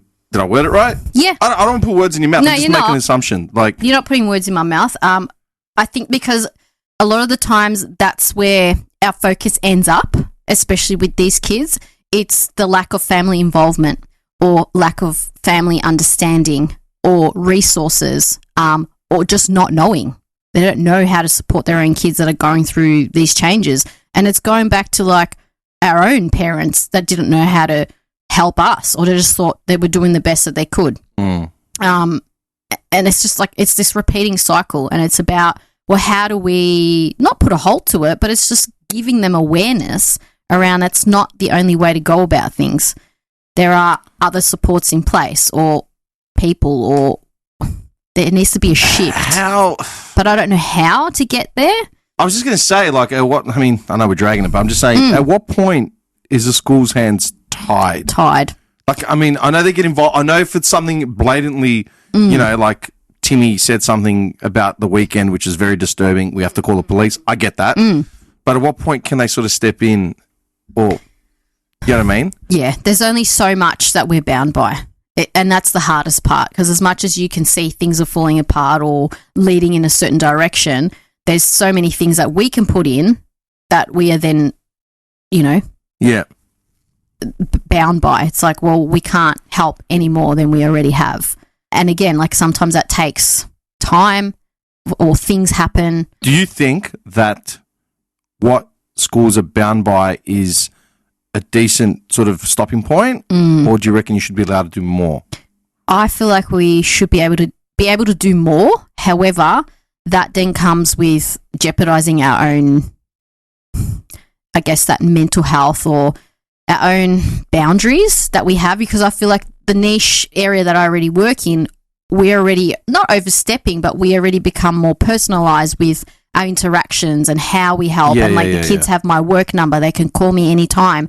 Like, but how much of that is like, shit, if they tell me something, like I'm bound by mandatory reporting, that's my duty of care, even if it's after hours. Like, how much shit that can we take? Yeah. That, you know, so as much as I say yes, out of having empathy for others, because some people just have too much of it and want to be there, help and, you know, be there everything, you can't either. You can't, you know, I can't just wave my magic wand and everything's going to go away. No, I'm glad you actually see that. Yeah. Like, I'm not a savior in any way, shape or form. I fucking hate teachers that think that they are fucking like the answer.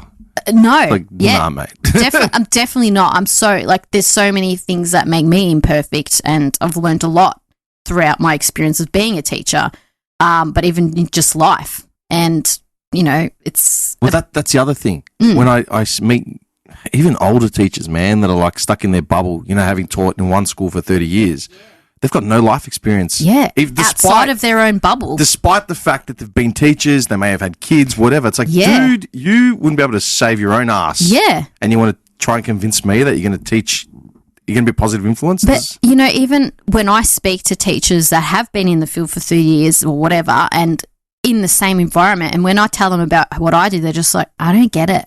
How do you do that? What do you mean? It's like, what do you mean? Open up your fucking eyes. Like, there are other things out there. It's like, past, what do you care about fucking NAPLAN data? Who gives a fuck? I know, like, I work in education, but I don't give a shit about that. Like, while they're pouring rum into their coffee at 8 a.m. Why are you so fucking stressed that the photocopier is jammed? Like, fuck. Relax. Yeah. Exactly. So, yeah. Sorry. How do you feel? Okay, you just gave me a spiel for like literally 15. Who the fuck wants to listen to what I have to say? Don't worry about that. I'll figure that out. Okay, cool. But no, you just gave me a 3-hour wrap up of like 15 years from A to fucking B. How do you actually feel long form having gone through that? I mean, that drive back over the west is going to be quiet. Yeah, you hope so. No music in the car. Dead silence except for Erica. I need to call my brother just to fucking recap. Actually, you fucked up by saying that to me now, because now you know you're going to get random. I know I'm going to cop that for the next 15 fucking years. No one gets talking it. about. I know. I get it. I completely get it. Yeah. Look, it's been quite reminiscent. Like, I feel like I've evolved a lot over the last 15 years. Like, I'm not going in blind, but I didn't even know what a flexi setting was, and I was already teaching for 7 years before I even began to understand what this niche form of teaching or field was, and it is still government funded. So, like, I feel like I'm glad to be in the position that I'm in. I'm glad to have this experience or awareness that... Okay. Okay, hang on. Okay, here we go. Make this the last one. We're going to be here for another 5 hours. No. Fuck off. I've got things to do, bro. Fucking oath. We don't all have 2 million days off in the year. Okay. If you met a grad that was considering a thing in teaching, what would your advice be out the gate? Yeah. If they came to you with the same naivete that you had day one. Yeah. Given that you're pretty pessimistic out the gate, if I know anything about you, all right, the glass is half empty. Yeah. Okay. Look, I've had student teachers the last couple years Yeah. who have come into like our niche environment and who have been quite like not shocked but like whoa. Yeah, I mean, if you've got no life experience and then that is your first, and they've just kind of like, what the fuck? And I'm like, yeah, this is not for everyone. If I didn't have years of experience in mainstream, there's no way I could have fallen into this space. Like, you need to have, like, start slow, but obviously have an open mind and be prepared for everything and to be everything. Because you're not just a fucking teacher, you're everything. You know who you are? You're Alonzo from Training Day, Denzel Washington's character. Oh my god, I love Denzel Washington. He's like my favorite. You won't be a teacher, huh? He's my favorite actor. He is like my number one favorite actor. Well, that's who you are. Okay. You want? I'll fucking show you. You won't be a teacher, is that it? Is that what you're supposed to say to me? I run shit here. You just live here. Hold up.